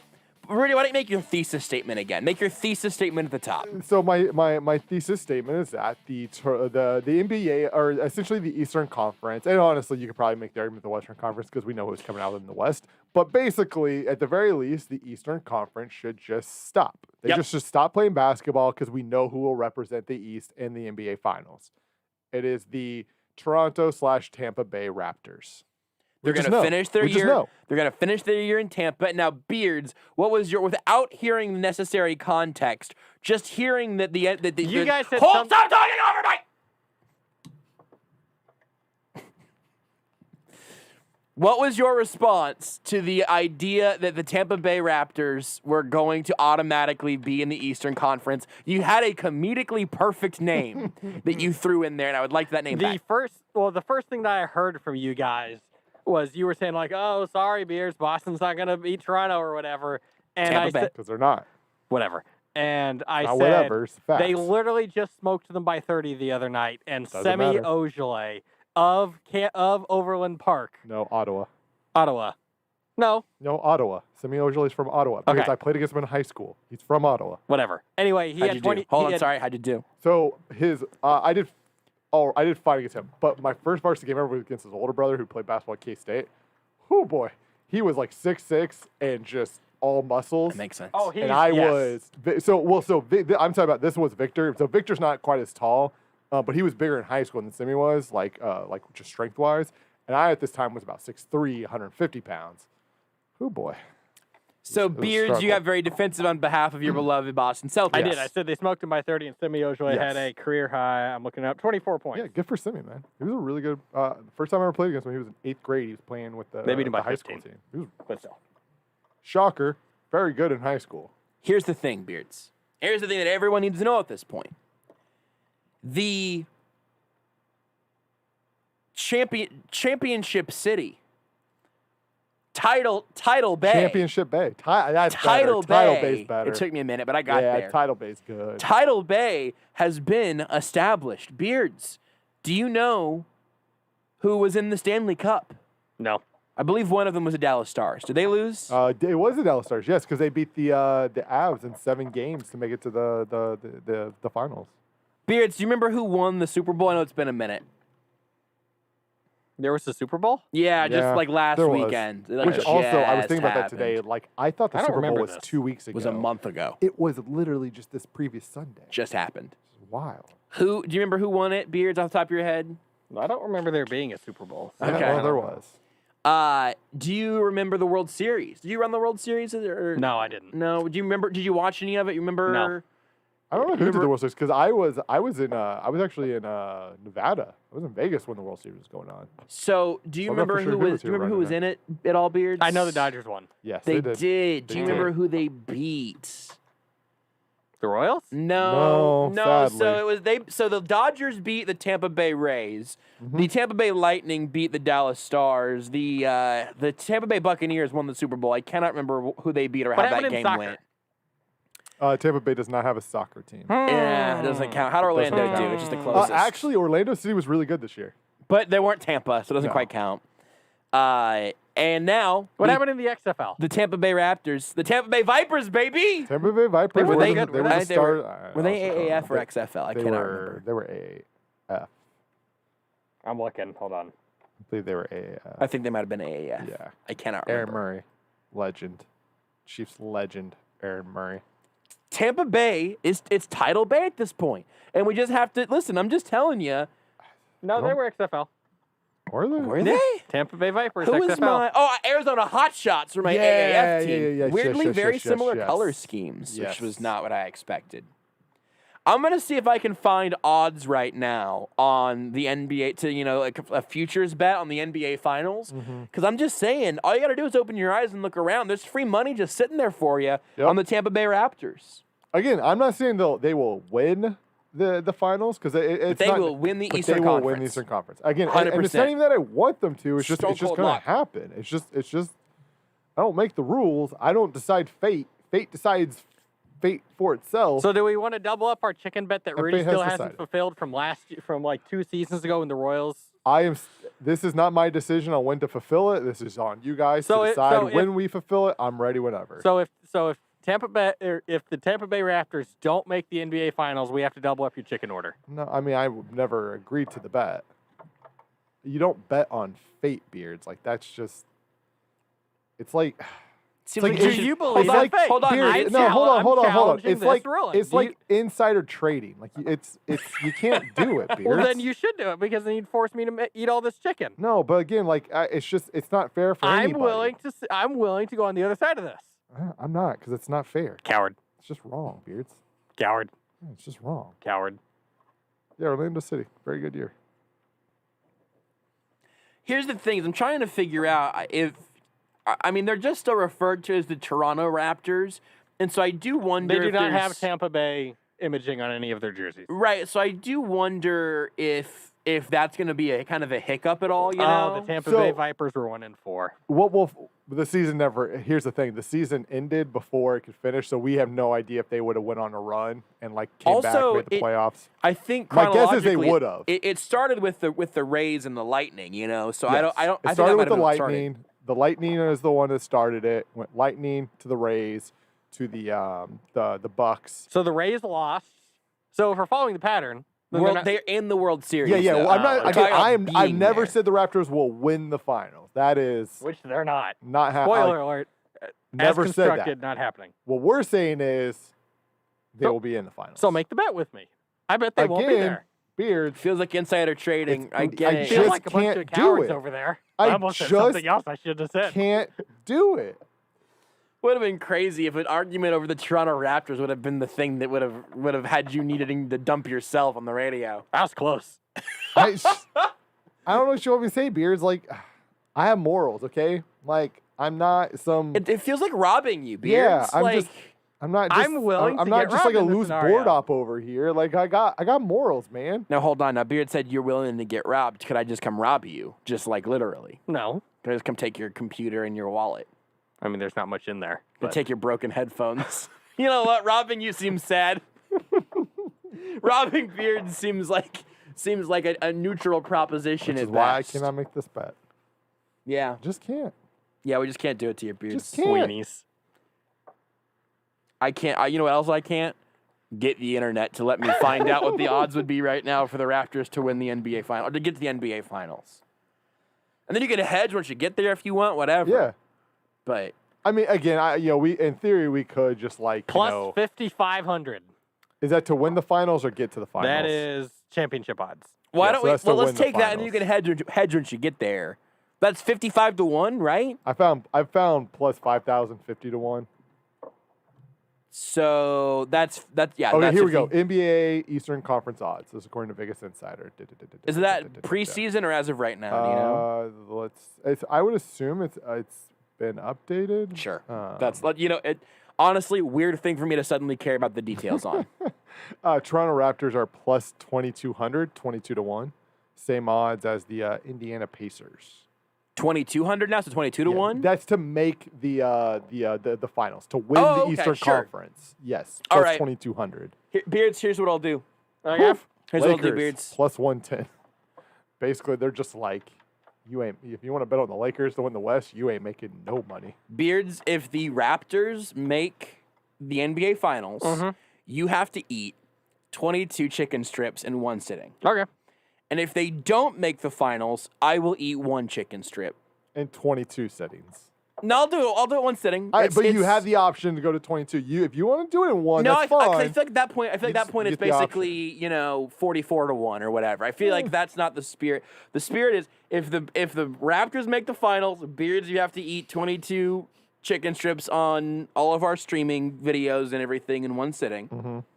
And if the Raptors don't make it, I will eat one chicken strip at some point around the NBA Finals. And Rudy still has to fulfill his other bet from the Royals. Oh yeah, absolutely. But that's like Sure. that has nothing to do with this. I 100%. Again, I am 100% down to eat a dumb amount of chicken. That's fine. I'll eat. So if they don't make it, we'll still get Rudy his platter thing that he has to eat, and then I'll just eat one of his chicken strips. Regardless of what happens, Yeah. I will eat this platter. This of is a chicken bet for me and Beards because you've got one outstanding. It's like I'm not making any more taser bets until you get I tased. fulfill my Yeah. taser bet. So you have yours standing as is. But if the Raptors win the NBA or make the NBA Finals, Beards has to eat 22 chicken strips. If they don't make the NBA Finals, I will eat one chicken strip. Marked it. Lock it in. Done. If I go get chicken strips like tomorrow, should I just video myself eating one like preemptively? Like that's my down payment. That's my bet right there. I mean, no, I'm gonna wait. We'll pay it out when we get I'd there. wait. That's the bet. We know what's gonna happen. Yeah, Beard's gonna eat 22 chicken strips. Title Bay. I mean, I'm going to do that regardless, but not At in least terms of the title bet. appearance bay. What's the most chicken strips, Beards? I know we have to take a break. But what's the most chicken strips from let's say Slim's or from Cane's? What is the most chicken strips that you think you could eat in one sitting before it was like a real problem? Where you're like, you know what? I can get through these and I could drive home. 10. Beards, what do you think your number is for that? 10 feels like a decent. That's like a double Usually order. I get 4 or 5. I feel like I could do more than 10 though. And I'm Maybe not saying a lot more, but I feel like I that's could do the more than easy. 10. Just I can do 10. I know that. Yeah, but I mean, like the point, like what Push I feel yourself like a my little bit. limit would. Like I feel like I Am I could get doing to 15 before I fries start as well to feel with that? sick. Let's just say just chicken here. Yeah. Chicken and sauce of your choice. I feel like I could get to 15 before I started to feel like sick. Now, if I ate 10, I think eventually I would feel a little sick, for but sure. it would take a little bit of time, right? Whereas at 15, I'm just like on the ground, just why? I think I could probably eat 20 before my heart stopped. But That in feels terms of right. like a non-fatal kind of like just pushing to the brink or whatever. Like you feel real bad. 15. 15 feels right. All right, Beards, we may have to push over the bottom of the hour again, and Verderame will, we'll call him at 2 minutes after the hour again anyway. Do you want me to just make this the last break? That would be great, actually, Cool. because I'm going to Google something really quick. Mm-hmm. So, Rudy, you think 15... I feel like it'd be 15 Now, no sides. I've never had 15 chicken strips. I'm like, maybe that Same. number is like, maybe I could do more. I honestly don't know. It's a decently large amount of chicken there. For sure. What I am doing right now is sort of cross-referencing something important for I think your body to know about. Because I'm trying to put. Yeah. Now, when I was like 18, I think I could take it down like 30 chicken strips. Yeah, and then go play basketball afterwards or whatever. Absolutely. Yeah. I used to like when I was in high school. For me, my dinner was a large stuffed crust pizza with 20 wings, and I could knock that out in a night. Easy. Wow. I was like 160 pounds. That's a lot of food. Yeah. I had this whole kick where I was like trying to, because again, I was like 6'4", 6'3"-ish, 150 pounds, or just like trying to gain weight. So I would just eat an ungodly amount of food, just trying to gain any pound I possibly could. Because it was hard playing basketball at that size. My coach didn't like it. Ate a lot of bread.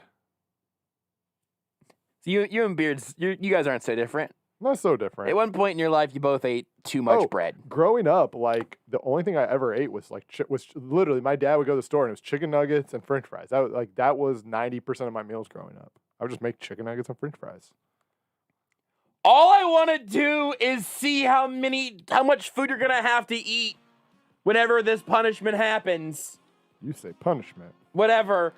And I can't. Are you trying to go Slim Chickens? Yes, I just wanted to find the little like platter thing that we were talking about. And it wants to know my location, and my internet's not working on my laptop, and so I'm over on this 9,000-year-old computer on the left here. Let's It'd be real see. great if Slim's just like gave Full us a menu. platter. We'll Party do a whole tray. show for him. Party tray. Party tray. The smallest party tray is 10 tenders. I think that there was essentially like a family pack of some sort. Yeah. They might have done away with that. Yeah, After we put this off for so long, they were just waiting on it, and we just, after 2 years of not doing it, they just hung it up. What if we just get a large crowd brownie dessert platter for you, Rudy, for $40, and you can just eat 6,000 calories of brownie in one sitting? Oh, man. That sounds healthy. You are listening to Almost Entirely Sports with Joshua Brisco on Sports Radio 810 WHB.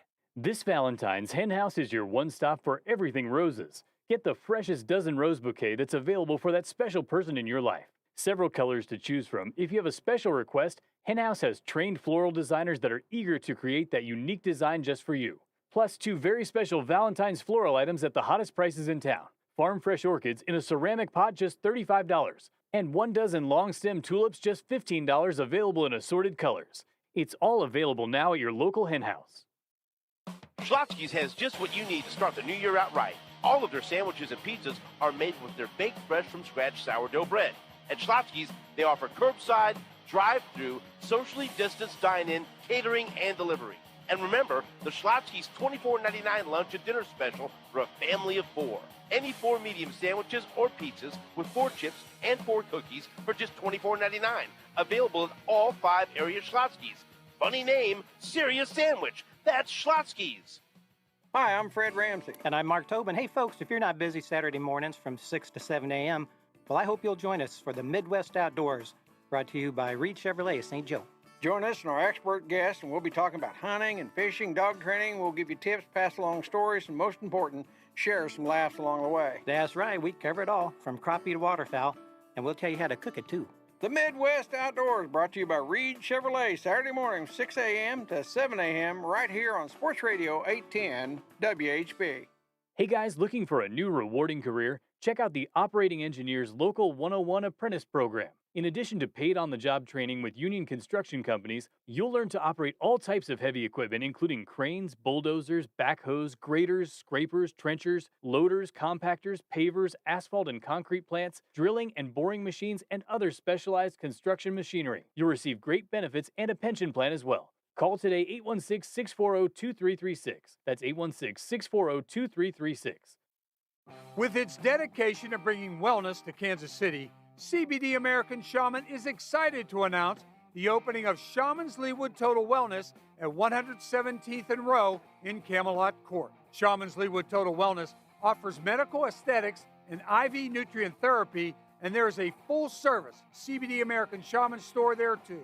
Start your journey to wellness with Shaman's Leewood Total Wellness. Go to shamantotalwellness.com. Remember, life is better with the feather.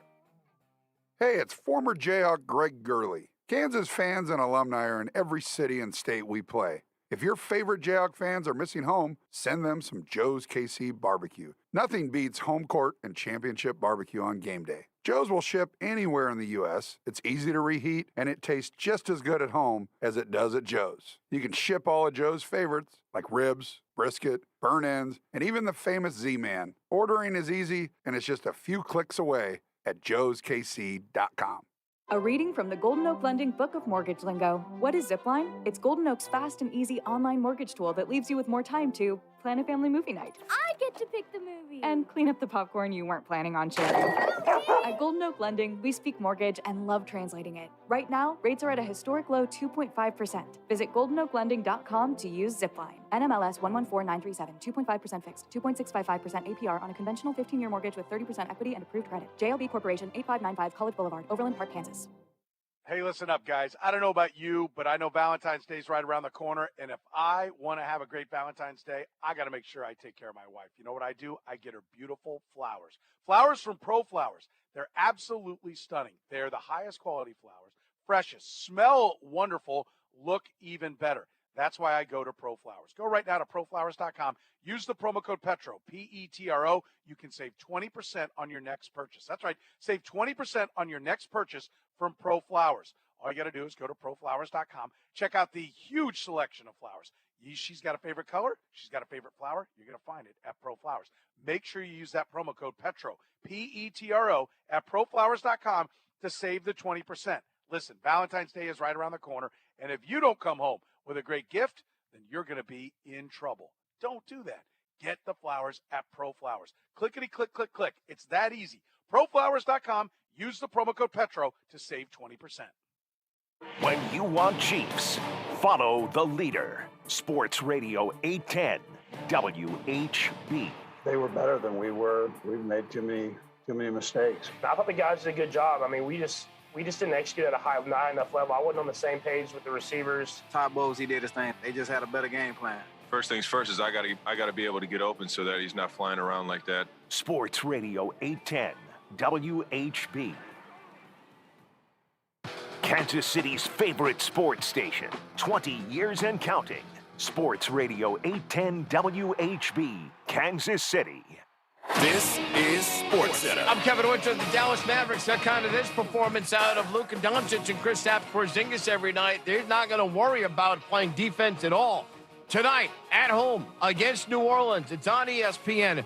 Luka's got 43 points, 12 assists, 8 rebounds. Kristaps Porzingis has got 36 points and 7 boards. Dallas is beating New Orleans by 12, 137 to 125, 90 seconds left to go in the basketball game. Meanwhile, Boston is having trouble at home against Detroit, 87-80. The 6-win Pistons are leading by 7. The Clippers leading in Chicago, 112-97. They're in the fourth quarter. Clippers are third in the West. The Western Conference is jammed. Leading the West and leading the NBA is Utah. They're playing host to Milwaukee tonight. Jazz are up 61-50 on the Milwaukee Bucks. Utah 20-5 on the year. They've won 5 in a row. Lakers have won 6 straight. They're the back half of the ESPN television doubleheader. Lakers will get Anthony Davis back in the lineup tonight. He, in fact, is going to get the start in this basketball game. Still to come, Cleveland and Portland, Orlando, and Sacramento round out the night. J.J. Watt's run with the Houston Texans officially done. Asked for, granted his release today, according to ESPN's Ed Werder. Nearly a half a dozen teams already showing interest in the former Texans. Among those teams, the Steelers, the Browns, the Bills, and the Tennessee Titans. Sources do tell Werder that if Watt's his priority in the offseason, he's going to go to a place where he can win a Super Bowl. Elena Svitolina, straight said winner, Aussie Open on the Deuce. Greeny, and we'll see you Monday as it'll be President's Day. We will have a special President's-themed green list, and we will talk to one of the all-time greats, the Dr. Julius Erving, among my guests. Monday, Greeny, 10 a.m. Eastern on ESPN Radio and ESPN+. You're listening to Almost Entirely Sports with Joshua Brisco. You get out of an ice hockey game on a Friday night at 12:30 in the morning.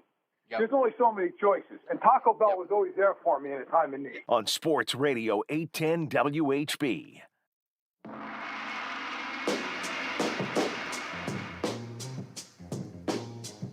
Even though the NFL season wrapped up a few days back, sorry to remind you, everybody, there's still a lot of things going on in the NFL world that we'll talk about with Matt Verderame of Fansided. You can follow him on Twitter at Matt Verderame. Check out the Stack in the Box podcast, the Art of Act podcast. Everything he writes up on Fansided. Just go through at Matt Verderame on Twitter. Matt, there's a whole series of NFL-based things I'm very excited to talk to you about. But first, I just want to kind of check in and see how you're doing because I saw that Shams tweeted that Knicks center Mitchell Robinson is broken his hand and that has really affected you on a deep way. If my voice doesn't give it away, I'm a native New Yorker, and I pretty much left everything behind except for my deep-seated hatred and grudging love of the Knicks. And they're finally fun and borderline respectable after 20 years of complete garbage. And now their burgeoning star center, who's like 21, maybe he's 22 years old, has a broken right hand. And I'm going to get stuck watching Taj Gibson out there for 25 minutes a game. I'm not happy about it. Finally, something decent. Got Julius Randle, R.J. Barrett, we got Robinson, got Emmanuel Quickly. Things are looking good. Nope, can't have that. It's the Knicks. So here comes Taj Gibson for 30 minutes a game. Yeah, the one thing about everything you just said, that I am not a Knicks fan, but I did recognize something there that I really appreciate still having. I'm a Suns fan, so I've known a different type of sort of irrelevant pain, and now things are working out all right. Things are looking up. But there's something really nice about, for both of us, there's an extra layer to like our NFL fandom because it's also, huge parts of our job. I've got even that to some extent with the local college basketball teams, with the Royals and all that stuff. But I can just be an angry Suns fan without that having anything to do with my professional work. And that's kind of nice to just have that little bit of untouched fandom in there, even whenever it just means pain, and more pain. Yeah, it's nothing but pain. As a Knicks fan, I've thought about this long and hard for the last 20 years. Now, obviously, we're in different times. There are no fans and all that with COVID. But, each of the last at least 17, 18 years, the Knicks, instead of having Fan Appreciation Day, they should have just wheeled out a casket to center court, opened it up, and then everybody could have just laid like an item of their fandom in there, like a jersey or a hat or an autograph photo, and then they could have just slowly closed the casket, played taps, and just wheeled it off the court. And frankly, that would have been the loudest ovation the Guardians had. Speaking of basketball, Josh, Luka Doncic had a career high 46 points tonight. What's the Mavs record right now? Because it's worse than the Suns. We're all about those dubs. Team sport, baby. Knicks have their first round pick. Team sport. Listen, 12-14. The Mavs. I'm sorry that the Knicks continue to haunt you, but I have seen I've seen a number of times. At least they seem fun / respectable. Beards also reminded me, just because you might want to know this also, Matt, just a reminder, Nerlens Noel still on the roster, I guess, so maybe he'll be the one that leads you to the promised land. They're the New York Cats. That's what everybody calls them in Kentucky because of all the Kentucky players. Yeah. No, and you know what? He actually is like fourth in the league in block shots and plays like 12 minutes a game. So at least he's given me that. Yeah. Because look, I've got that. In hockey, I'm a New Jersey Devils fan, which is great for most of my life. So I'm not going to complain. The last decade, they've made the playoffs once. And now like 28 guys in the team have COVID. And I'm an Oakland A's fan, and I'm pretty sure they just traded me for $8. So I hate them with a burning rage. I wish they would just sell the team, but they never will because that cheapskate Fisher, who owns the team, if he could make 8 cents off of them, he would do it at any cost. So it's great. It's great. Things are going good. Yeah, it sounds like it. Well, listen, at the very least, you gave me a hell of a segue because you want to talk about organizations that are actively hostile to their fan base. The Texans keep making it worse. They keep making it worse. And listen, not that letting J.J. Watt go because he asked to be let go is necessarily the wrong move or whatever. J.J. Watt gave that team everything he could for a long while, and he went it out fine. The fact that J.J. Watt, who has been through a number of things, that he was like, please let me go. Please let me go play for a good organization. You guys have dragged us straight into the mud, and I know that our quarterback's not going to be here in 2 months either. I mean, it shouldn't at this point. It still stuns me that the Texans have fallen as far and as hard as they have. I can't remember a franchise in the NFL. I won't go to the other three sports. In the NFL, I cannot remember a franchise that has crashed and burned faster and harder than the Texans. I can't either. Like, you could talk to me about the Lions or the Browns, but the Lions and Browns have been awful for 50 years. Yeah. Like, the Texans, like everybody, God knows, we all make fun of Bill O'Brien. Mm-hmm. Bill O'Brien was keeping it together. Yes. Like, it turns out Bill O'Brien was the glue because 13 months ago they were up 24-0 at Arrowhead Stadium, and it looked for all the world like they were going to go host the AFC title game. They would have been favored against Tennessee. There's a world where they go and they win that game. They go to the Super Bowl. Deshaun Watson beats Jimmy Garoppolo, and they win the Super Bowl. And here we are, 13 months later. I would make the argument, not even exaggerating, if they trade Deshaun Watson, they're an expansion team. Yeah. There is nobody left. I would defy most casual fans, and hell, most hardcore fans. Name 10 guys in that roster. Any 10. It's almost impossible. They are brutal. They have no draft picks moving forward. Now, obviously, if they trade Watson, that will change, and they have no quarterback. And they just have a front office that is so toxic. I might have shared this on the show even maybe a week or two ago, but I talked to somebody about 2 or 3 weeks ago, mentioned to me, this source has been in the league for over 25 years, is well connected, and said, look, if Jack Easterby walked in front of me on the street, I'd have no idea who he was. Yeah. I mean, that's pretty much where you are. And it's funny, I don't know if you're clued in on this or not, there's a very obvious burner account out of Houston that it just trashes all these people on the way out the door. Oh, my goodness. And I'm not going to say whether I think it's Easterby or Casario, because it could be either one of them. I have my suspicions of which one it is, but it just goes off on these people as they leave the door. It's very obviously a burner account. And I was honored yesterday. I got put on its watch list.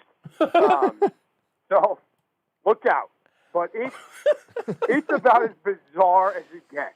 It really is. All right, so I have a nominee for because if you take the 12-month mark of the Texans being up huge over the Chiefs in the AFC divisional round to 12 months later where everything is falling apart. J.J. Watt technically was on the team at that point, but we saw all this happening. The only other team that I could argue a bigger 12-month swing, off the top of my head, is that the 2019-10 Cleveland Cavaliers they lost in the Eastern Conference semifinals, and then LeBron left, and they won 19 games the next year. They lost LeBron in a sport that only has 5 players on the court at one time. Right. And that's the best, and that was like, that's the closest I could possibly imagine. It's unbelievable. Yeah, that's not bad, but like you just hit the nail on the head, though. Like it's because they lost LeBron James. Right. It's sport that you win because of your best player. Right. Like that's it, right? Like football, sure, the quarterback is outsized in terms of importance, but basketball, like we were just talking about the Knicks. If the Knicks got LeBron James, they'd immediately be a contender to go to the finals. Totally. They just would be. Like he's that big of a difference maker. So Cleveland, that you could argue, hey, they didn't put guys around them. Dan Gilbert, not a great owner. Okay, fine. But a couple years later, they won it all. Why? Because he came back. Because he came back. Like, what else changed? Yep. Realistically, nothing. Like, they were still a terrible franchise. They still are. But, like, LeBron showed up. I was like, hey, I feel like winning here now. Okay, cool. Here's 65 wins. Like, to be this bad in football with this big of a roster and with all the parity guidelines that are in place, it is impossible to do this to this extent. Yeah. I mean, it really is. You talk to people around the league. Like, Deshaun Watson's not some guy who's a malcontent, who just wants... Like, Deshaun Watson is universally seen as one of the best dudes in the NFL. Mm-hmm. For him to just be like, I'm done, get me out of here. I don't care, whatever it takes. That tells you all you need to know about what a disaster it is in Houston. I mean, I really thought at the beginning of this, I'm like, they're not going to trade him. There's no way. And I know they keep saying it. If I were him, and I don't want to talk about another man's money, but if I was him, I'd be like, yeah, I'm sitting out. I don't care. Yeah. I'm not going back to that. What, to get beat to heck to win 2 games? Because that's what's coming. It would, because you're so right that, because I wanted to ask if things had changed or how much things had changed for you over the course of the last month or whatever in terms of what you'd expect from Watson. Because for a very long time, my thought was they can't trade Deshaun Watson. He's the second most valuable thing in the sport. Like, for the next 10 years, they can't possibly. To this point, I also, especially because that dude, I don't know what all the clauses in his contract are, but he's got the money on that deal now that I imagine whenever money starts coming out of your pocket, it's going to be big chunks of it. I fully understand that also. But you're so right. What would he play for at this point? It would be to play for an organization that he does not trust, that has let him down, that has torn down around him after he gave them a long-term commitment to be there. And it would be to get clobbered to win 2 or 3 games, maybe, and in your career at that point, you could see those, let's say these next 2 years with the Texans, maybe that's when Deshaun Watson starts physically breaking down, or he just starts disintegrating because he has no one to throw the football to. It is a lose-lose situation at this point for him to even be on the field for that team. It reminds me of Andrew Luck's situation in Indianapolis for most of his career. Yeah. They'd make the playoffs mostly because he was great. They had a few guys around him. But, Chuck Pagano, God bless him, great guy, not a great head coach. Mm-hmm. Ryan Grigson, just an atrocity of a general manager. And Jim Irsay, who does care about the team, but is, kind of out to lunch half the time. Mm-hmm. And Andrew Luck finally just said, screw, I'm done with this. I've gotten beat to all get out. I'm tired of it. Now, Andrew Luck was always a guy who maybe had some outside interests, and maybe he was never going to be Tom Brady playing only into his 40s. That's fine. Mm-hmm. I think Andrew Luck probably planned on playing into his 30s. Yeah. And time just became sped up on him when he was getting beat up day in and day out.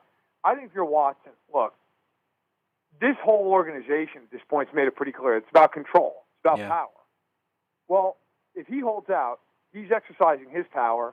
My guess is Jack Easterby not going to take kindly to that. And, they'll find him, and they won't give him the money back. They'll eventually trade him.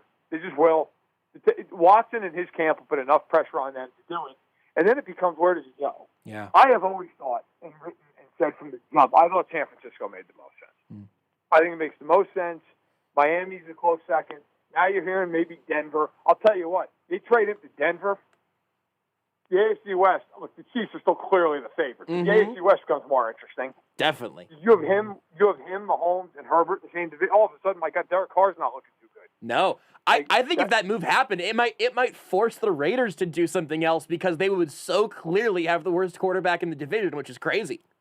I'll tell you what, seriously. If you're the Raiders and you're getting the intel that you think legitimately Watson will go to Denver, you have to step up and do whatever it takes to beat them to the punch. Yeah. Now I get he's got a no trade, although would he waive it to go to Vegas? I would think most guys probably would. If he will, if you're Mayock, at that point you have to just outbid them. Yeah. Whatever it is. If Denver's offering Locke, 2 first-round picks and a player, great. You're offering Carr 2 first-round picks and a player. Yeah. If you're the Raiders and they get Deshaun Watson, you're in last place. It's over. You're not beating any of those teams out. You're going 1-5 in the division. Yeah. And the crazy thing is you say, let's say quarterback, 2 first-round picks, and a player. There's no chance that the Texans are going to get Deshaun Watson value back. It's just going to be impossible because it's impossible to have that many picks involved in a trade, and it's impossible to know that those picks are going to work out. I was going through some of the Chiefs' last several drafts earlier today, just kind of doing some, off-season sort of preparation work or whatever, and you realize, I think in every single one of Brett Veach's drafts, the first player the Chiefs drafted was not their best pick, and I don't think it's been all that close this far in because it was Speaks, Hardman, and then Clyde Edwards-Helaire, who maybe you make an argument for against Snead, whatever, that's fine. But the fact that even GMs that you think are doing a good job don't know how to use all of their top picks successfully, there's no way that one of those dudes turns into somebody the value of Deshaun Watson. There's no chance. Every single team that's not the Chiefs and maybe now the Bucks, because Brady's going to play for another decade, should be trying to make this happen. No question. No question. And I think Watson's the top 3 quarterbacks. The only quarterbacks I take over are Mahomes and Rodgers. That's it. Yeah. That's the whole list. I mean, if you want to argue Josh Allen, I'll hear the argument. I won't agree with it, but I'll hear it. That pretty much covers it. Would I take Lamar Jackson? No. No. Would I take Dak? I like Dak. I do, but no, I'd rather have Deshaun Watson. You know what? I don't even think it's an argument. Russell Wilson's an argument. You want to argue Russell Wilson? Okay. you could argue Russell Wilson because he's number 4 for me. So you could argue that. I go back and forth there. Deshaun Watson was unbelievable this year and played with nobody. Yeah, and played with Romeo Crennel as his head coach. It's unbelievable. Like, you always hear the argument, oh, if this guy played for the Chiefs, he'd be as good as Mahomes, which is always crap. Like, it's just like, yeah, right, sure he would be. If Deshaun Watson played for the Chiefs, I'm not saying he'd be Mahomes. He'd be pretty close. And certainly the He'd be closest pretty you close. can get. I mean, yeah. Because he does. Look, the only thing I think Mahomes would have is Mahomes just sometimes pulls out these throws. You're like, you can't even believe physically someone could do it. Yes. Did it a couple times in the Super Bowl. I don't know. Watson, well, I don't want to say he's incapable of it, but doesn't do it on the level Mahomes does. So would I take Mahomes? Yes, I would take Mahomes. But Watson, like, you could make the argument. Let's put it this way: if Watson was on the Chiefs, they could still absolutely win a bunch of Super Bowls. Yeah. Whereas, some of these times you hear people argue, like, I'll tell you, if Tua was on the Chiefs, no. Like, come on, stop it. But I'm actually, like, I'm a real pro player here, and I'm not always pro player on this stuff, but I am with Watson. I hope he goes somewhere else. I hope he gets somewhere. He'd be amazing in San Francisco in that offense. Yeah. He would be incredible. And if I'm the Texans, hey, great, get out of the conference. Because the last thing in the world you want is to be good in 5 years, and then he's just constantly the reason you can't get to the Super Bowl. Oh boy, but it would be sweet though. That would be so fun to watch. I think him in San Francisco would also just be, like you said, it'd be a blast. Also, part of me kind of wants the AFC West to just be the division of death with all the quarterbacks in the world and everything. But also part of me doesn't like that because I'm not completely unbiased. It would be so much fun though.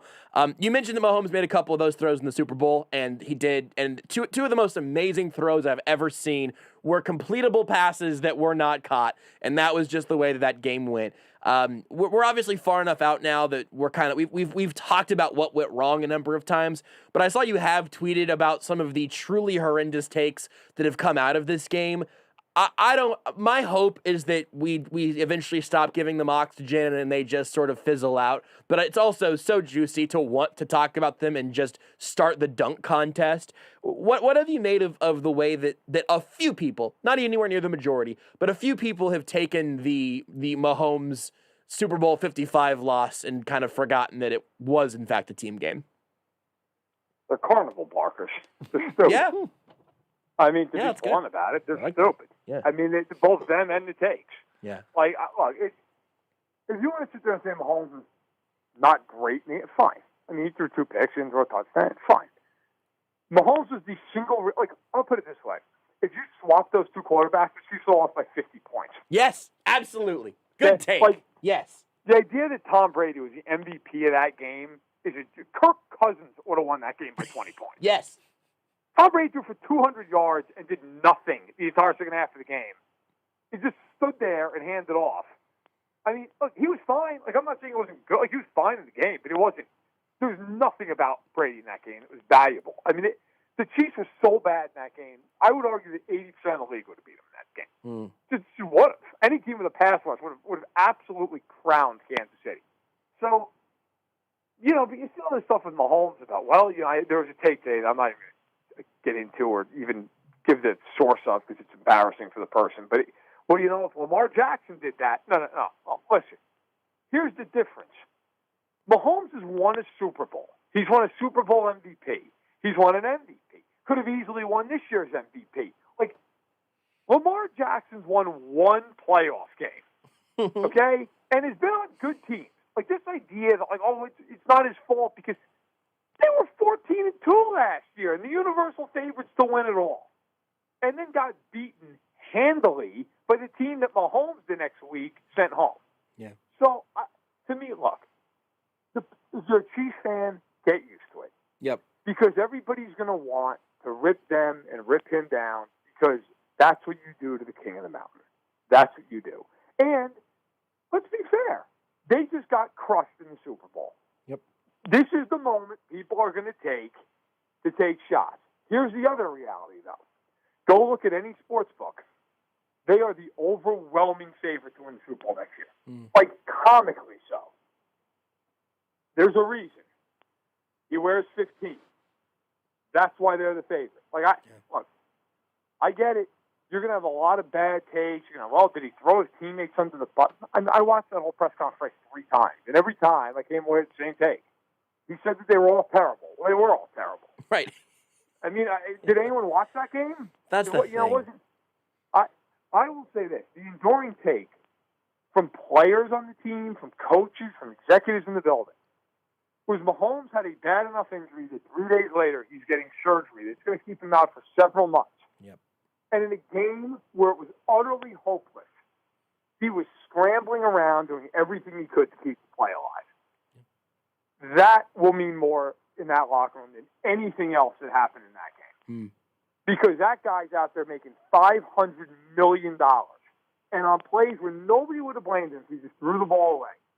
He was running around doing everything he possibly could to keep them alive. That kind of stuff, that matters. The rest of these takes, whatever, they'll go into the ether where they belong. Yeah, I think that's right. I feel like you've nailed that, so I'll move on to something else. I'm the one thing that I guess I will revisit on is just that a lot of the things that went wrong were things that we had discussed, like, maybe the Bucs pass rush gets the better of the Chiefs offensive line a handful of times and causes some problems. But man, I didn't think it was going to be both lines of scrimmage being completely dominated for 4 straight quarters without a break. I mean, there were a couple of plays super early in the game. We were like, oh yeah, Frank Clark's here to play. 2 plays in a row, Frank Clark. And then that was it. I mean, that was the end of that. On both sides, Andrew Wiley, Mike Rimmers got taken to school. It wasn't even close. The blitzes weren't getting home. The Bucs didn't have to blitz on their side. That part surprised me just in terms of the absolute blowout nature of those particular matchups, and also, to be honest, it going that poorly, it affected Mahomes and the entire offense more than I would have thought capable ahead of the game. No question. Look, talking about stupid people and stupid takes, I was on the show a week ago saying I thought the Chiefs were going to beat them easily. Yeah, I really did. I mean, that's probably the most I've ever been off in the Reed era of a Chiefs game. Yeah. And that's saying something, because there have been some games I've been off. But I really thought in that game the Chiefs would play the quick game they played against Buffalo. Yep. They'd move the pocket. I wasn't surprised the way Tampa played defense in terms of the scheme. They pretty much did what I thought they'd do. They played zone. They backed up. They played a lot of 3 deep and 2 deep safety looks. I mean, I wasn't surprised by that. There were some few wrinkles. They played a little more time than I thought they would, stuff like that. But I thought overall, in terms of their overall scheme, they didn't blitz. I thought that's what they do. I was shocked at the way the Chiefs coached that game. Yeah. Shocked. I mean, it was just it was almost like a little bit of arrogance. Well, we're just going to throw the ball downfield. Okay, well, you're not, because you have 4 backup offensive linemen. Yeah. You're not going to do that. And it's going to cost you. And there was just no adjustment. They never changed. Defensively, I'll actually say it. Look, I thought defensively, early in the game, they played all right. They got undone by the fact they took a million penalties. Yeah. And I get it. People are going to argue forever in Kansas City that it was bad officiating. They didn't lose because of officiating. No. They lost because they played awful football. I to me, the most egregious call is the one that wiped away Tyrann Mathieu's interception. I mean, that just was not a hold on Travarius Ward. But they stopped them 3 plays later, and 2 guys are in the neutral zone on a field goal attempt. Yep. That one's not the refs. That one's 2 guys lining up on the corner. You're not, and I get, Andy, I think that, Andy Reid, the time management at the end of the first half was awful. But, you don't have to take 2 massive pass interference calls. The Mathieu one, okay, you could argue fines over his head. I mean, Breland flat out tackled that. I mean, it just is what it is. That call is getting made 10 times out of 10. And, I thought the Chiefs in the game, I agree. I really thought they would mitigate some of those issues up front by scheme. But they didn't on offense. And defensively, look, I thought Chris Jones was okay, chances, personal foul penalty. But they need more out of Frank Clark. Yeah. They just do. Yeah. Frank Clark's getting paid $105 million.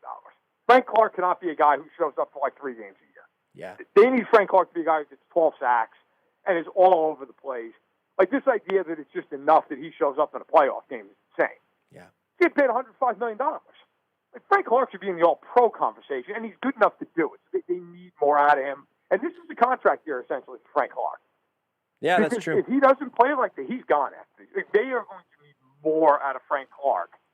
In a year that, if he's not good this year, there's going to be real talk about, hey, they can move on.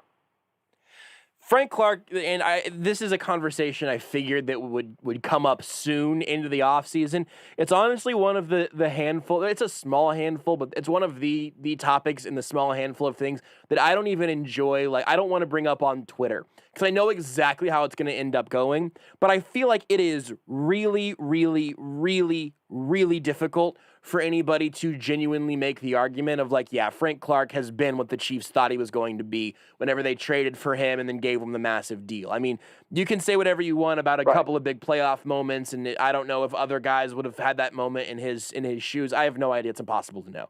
But he's had back-to-back disappointing regular seasons. First, last year was obviously hampered by injury, but that's a part of the story. If we can make that a part of Sammy Watkins' story, we can mention it around Frank Clark. And then this year in the playoffs, you get blips. You get blips here and there, and it's just like you said, he hasn't really been close in my mind of being like, this is one of the best pass rushers in football. He hasn't been that.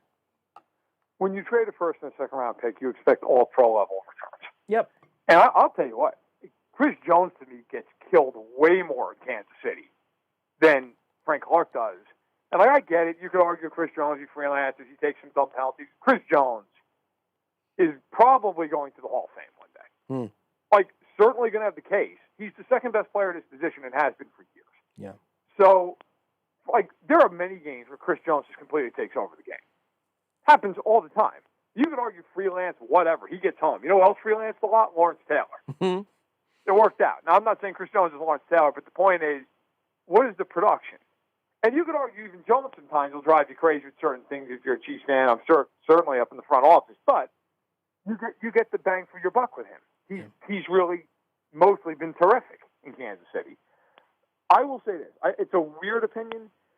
I think Frank Clark was worth that trade because I don't think they would have won the Super Bowl last year without him in the playoffs. I don't.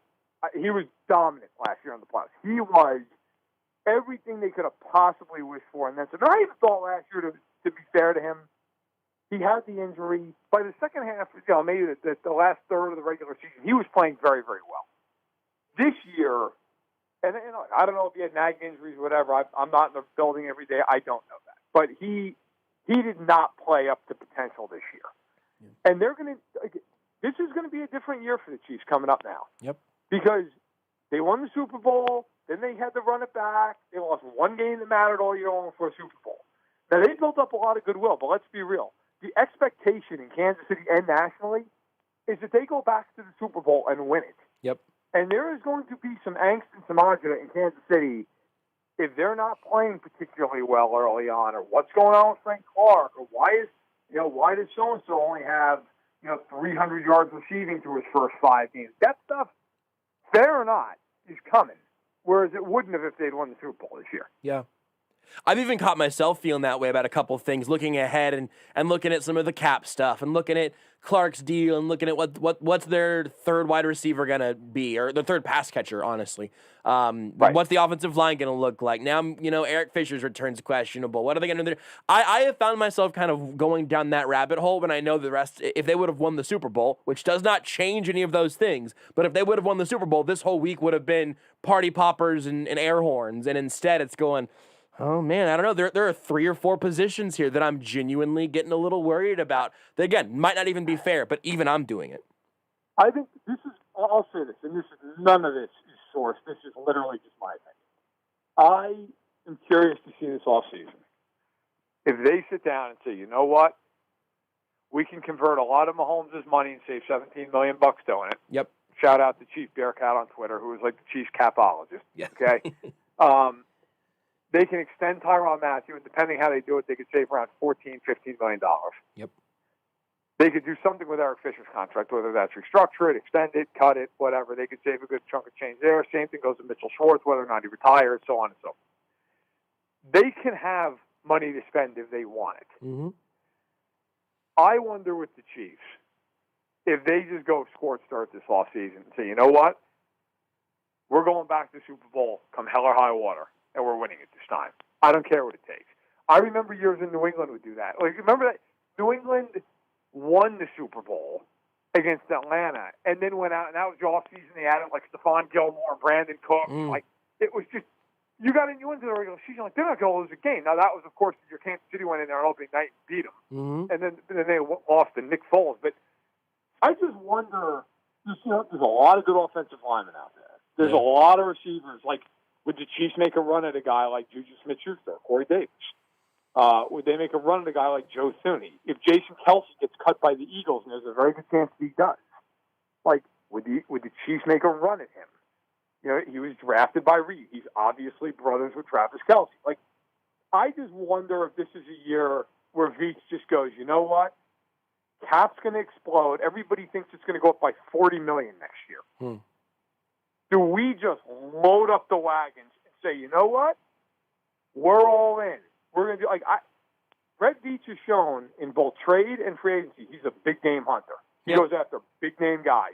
Watkins, Hitchens, Frank Clark, Tyrann Mathieu. They tried to get Earl Thomas.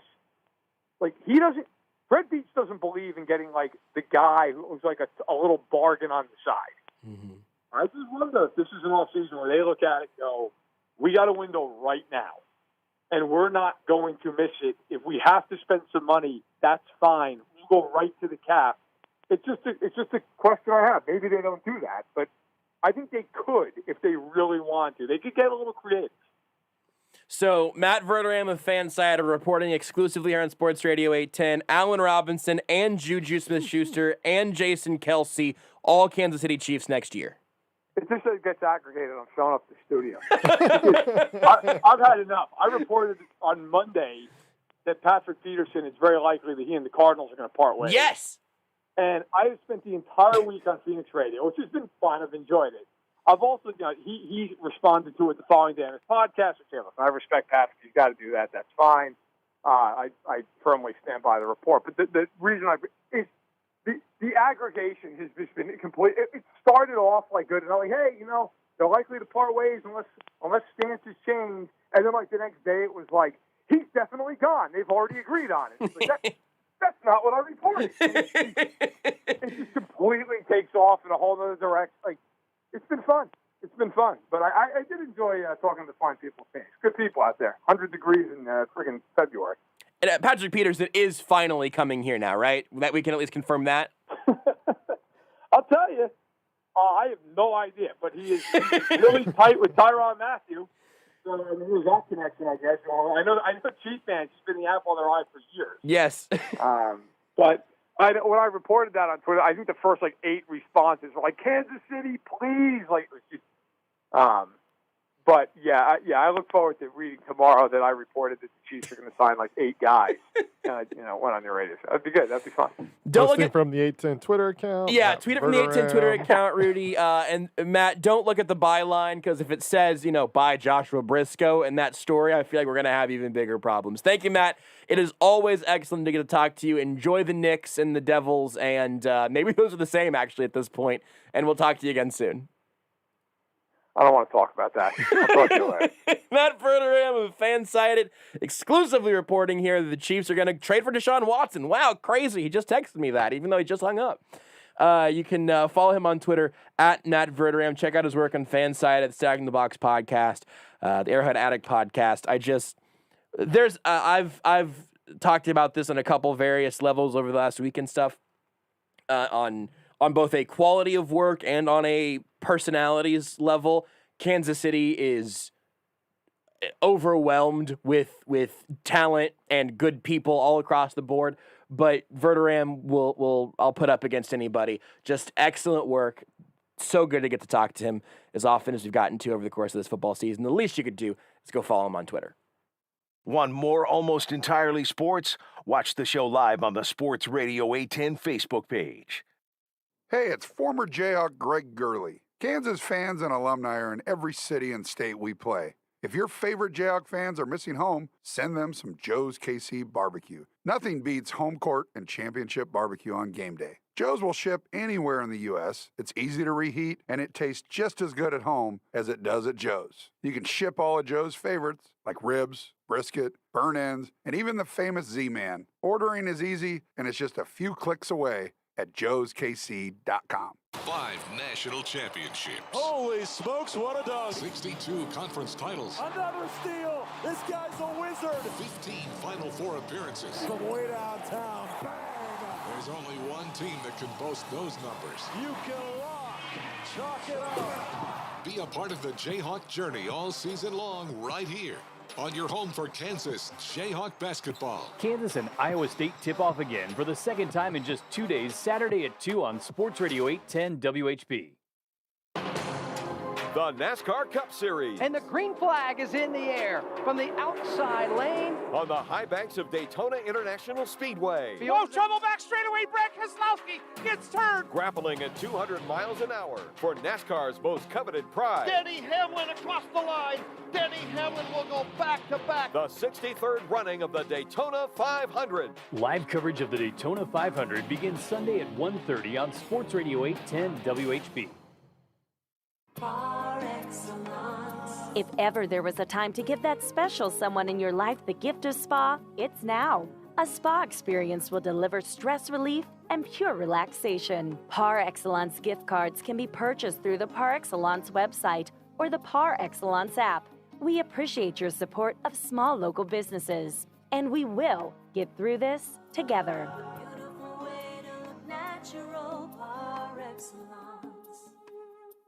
Hi, I'm Rick Edelman, and I have a feeling that retirement is on your mind. You're wondering if you've saved enough or whether your money is in the right places. You're wondering when will you be able to retire or will you be able to stay retired? And is your money sufficient so you can live in comfort and financial security for the rest of your life? You're wondering all this, but you really don't have to just wonder. You can resolve all these questions in your effort to enjoy a retirement that's everything you want it to be, and we can help. At Edelman Financial Engines, our clients are predominantly concerned about retirement, your financial security for your spouse, for your aging parents, for your children, and we can help you just like we've helped thousands of folks just like you for more than 30 years. So call us at Edelman Financial Engines at 888-PLAN-RIC. That's 888-PLAN-RIC. Or visit us at rickedelman.com. That's ricedelman.com. And don't wonder about your retirement because we're here to help you. Menards is your one-stop shop for everything to make your hardwood floors beautiful. With the largest selection of Minwax stains, we have what you need for any staining project. Refinish your floors faster with Minwax Complete One-Step Floor Finish. It can be applied over existing polyurethane floor finish, meaning no sanding for you. It's available in 5 colors in a gloss or satin finish. Grab a gallon today for only $64.99. Price is good through February 13th. Save big money at Menards. Get your Valentine's something special this year, the best version of you. Call the Kansas City Men's Clinic today for their $49 Valentine's Day special. Don't let erectile dysfunction stop you. Be the man you know you can be and take action now. Call the Kansas City Men's Clinic at 816-608-8189. That's 816-608-8189 and schedule your private consultation for only $49. You have nothing to lose and everything to gain. This is Almost Entirely Sports with Joshua Brisco. Pretty sexy. On Sports Radio 810 WHB. Beards, I want to extend an olive branch to you here. Actually, I want to offer you something. Yeah. Because you're playing Valentine's sort of adjacent liners. Yeah. I actually don't even think I've noticed all of them necessarily. Some of them have been, some of them haven't been. It Okay. just kind of depends. Like the first hour was mostly Texans-related ones. That's true. We had the so- J.J. Watt one. If this would make you happy, if this would send you into the weekend on a good note, why don't you play the Valentine's intro as we introduce the last segment of the week? I could do that. Do a little double intro situation. I want you to have a chance to get that handiwork back out there. Also, partially because I don't remember it at all. And you can bail out of Sexy Back and then bring in our end of show music if you want to try to keep us. I need to make sure that I haven't just used all the liners that were in the intro already. It's like a little, but it would be like a. I've got a good one lined up. I've got a good liner Okay, next to it, that's but that fine. one's more directed at me, so that's fine. You can play the liner now. I don't care. I don't know. I want to send people into the weekend on a romantic note. I had to ask Renee this also, which is definitely the worst person I could have asked this question to. But is Valentine's Day always on the 14th? Or what, is that right?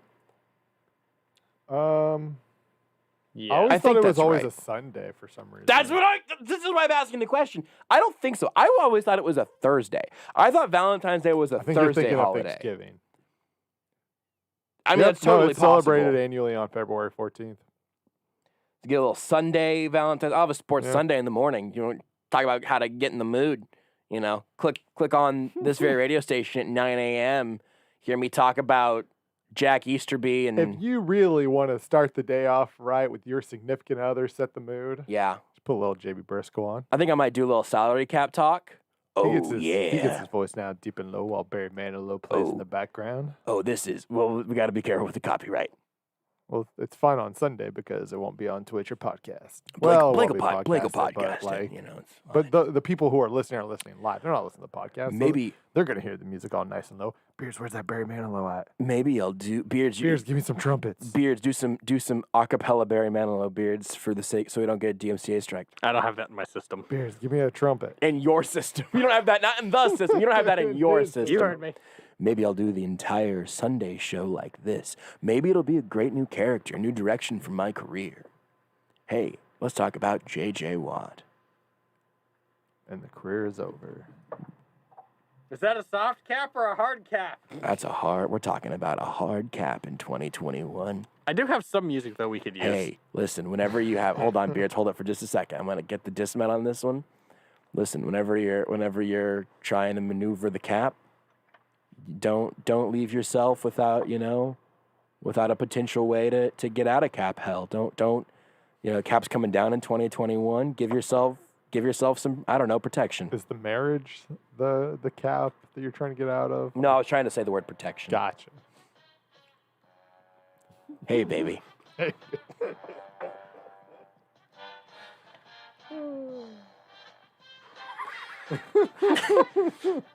You rank yourself there. Unbutton.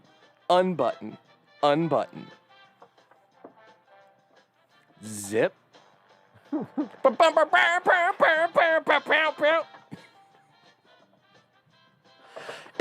think that a trumpet or a trombone. Oh, that's going to be a lighter. Yeah, that's fair. I think the horny instruments. Yeah, the horned instruments are the horniest of the instruments. I think the horny instruments have the greatest range because you can go, sultry saxophone or whatever. You can get saxy.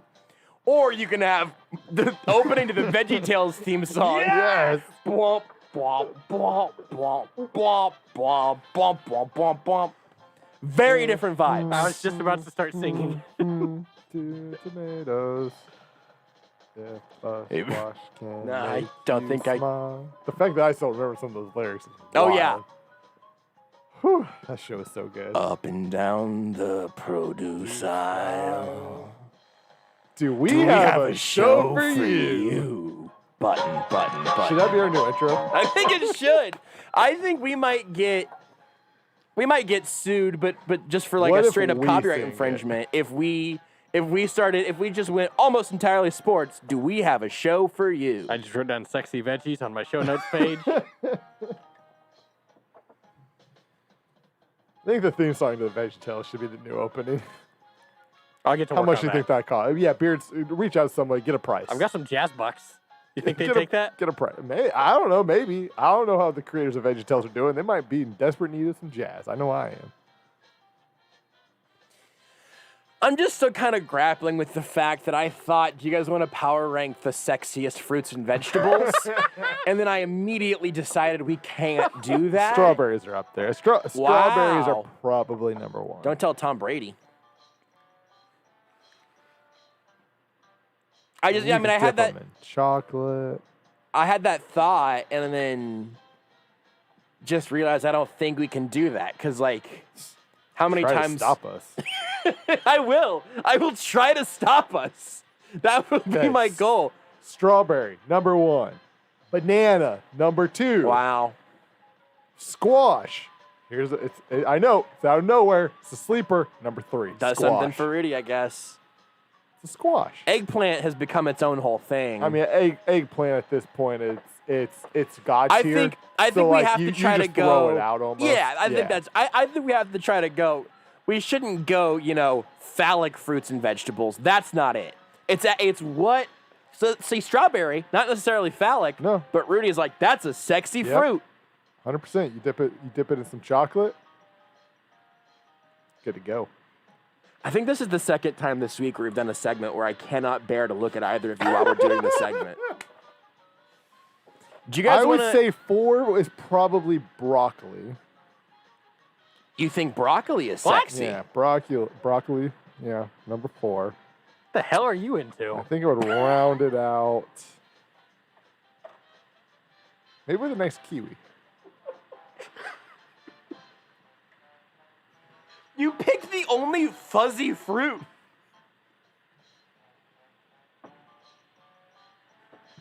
This is going to be hard for Beards because he's never had a fruit or vegetable in his life. That's also a good point. Beards is just like potato, corn, Beards just hates all. He doesn't like potatoes. Only fried potatoes. That's fair. Beards is disgusted by all fruits and vegetables. Do you want to know what's... corn on what's... the cob. It's corn. How else can you make corn? What are 5 ways that you can make corn? Because that's what they answer. I don't want to say, I know one of the ways and I don't want to say it. Do you guys want to know what's on my computer screen right now? The headline of what I thought this segment was going to be about before the segment started? Oh, boy. Urban Meyer hires Chris Doyle to Jaguars coaching staff despite bullying racism accusations. So we were in the same ballpark. That is not what this segment ended up being about. At JB Brisco, at Beards McFly, at Not That Rudy, at Sports Radio 810.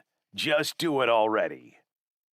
Golfers, tee it up this year at Edwin Watts Golf Shops with the hottest new arrivals from Ping. Introducing the new Ping G425 series. The G425 drivers have the highest MOI and is the most forgiving driver in golf. Increase your swing and ball speed with proven Ping innovations with 3 models to fit all golfers. Swing by Edwin Watts Golf Shops and get custom fit today. Edwin Watts Golf Shops, home of the 90-day satisfaction guarantee, and shop us online at worldwidegolfshops.com. Hi, I'm Fred Ramsey. And I'm Mark Tobin. Hey, folks, if you're not busy Saturday mornings from 6 to 7 a.m., well, I hope you'll join us for the Midwest Outdoors, brought to you by Reed Chevrolet St. Joe. Join us and our expert guests, and we'll be talking about hunting and fishing, dog training. We'll give you tips, pass along stories, and most important, share some laughs along the way. That's right. We cover it all, from crappie to waterfowl, and we'll tell you how to cook it, too. The Midwest Outdoors, brought to you by Reed Chevrolet, Saturday morning, 6 a.m. to 7 a.m., right here on Sports Radio 810 WHB. Winter is coming, so plan now to keep those bugs out with Augustine Exterminators. Now is the time to establish and or maintain a barrier around your house. Don't let it break down. At Augustine Exterminators, they have you covered. Augustine Exterminators is a family-owned, local business since 1966. All of their techs are certified in both Missouri and Kansas. In fact, check out their amazing reviews from all their KC area customers. They're also a Quality Pro and Green Pro company. Augustine also does carpet, rug, air duct, and tile cleaning. They have an excellent referral program as well. Refer a new customer, and you and they get $25 off their next service. That's right, refer a friend, and you both get $25 off your next service. Shop and buy local with Augustine Exterminators. Call Augustine Exterminators today at 913-359-8627 or go online at AugustineExterminators.com. And Augustine is looking for qualified technicians. So call today at 913-359-8627. Schlotzsky's has just what you need to start the new year out right. All of their sandwiches and pizzas are made with their baked fresh from scratch sourdough bread. At Schlotzsky's, they offer curbside, drive-through, socially distanced dine-in, catering, and delivery. And remember, the Schlotzsky's $24.99 lunch and dinner special for a family of 4. Any 4 medium sandwiches or pizzas with 4 chips and 4 cookies for just $24.99. Available at all 5 area Schlotzsky's. Funny name, serious sandwich. That's Schlotzsky's.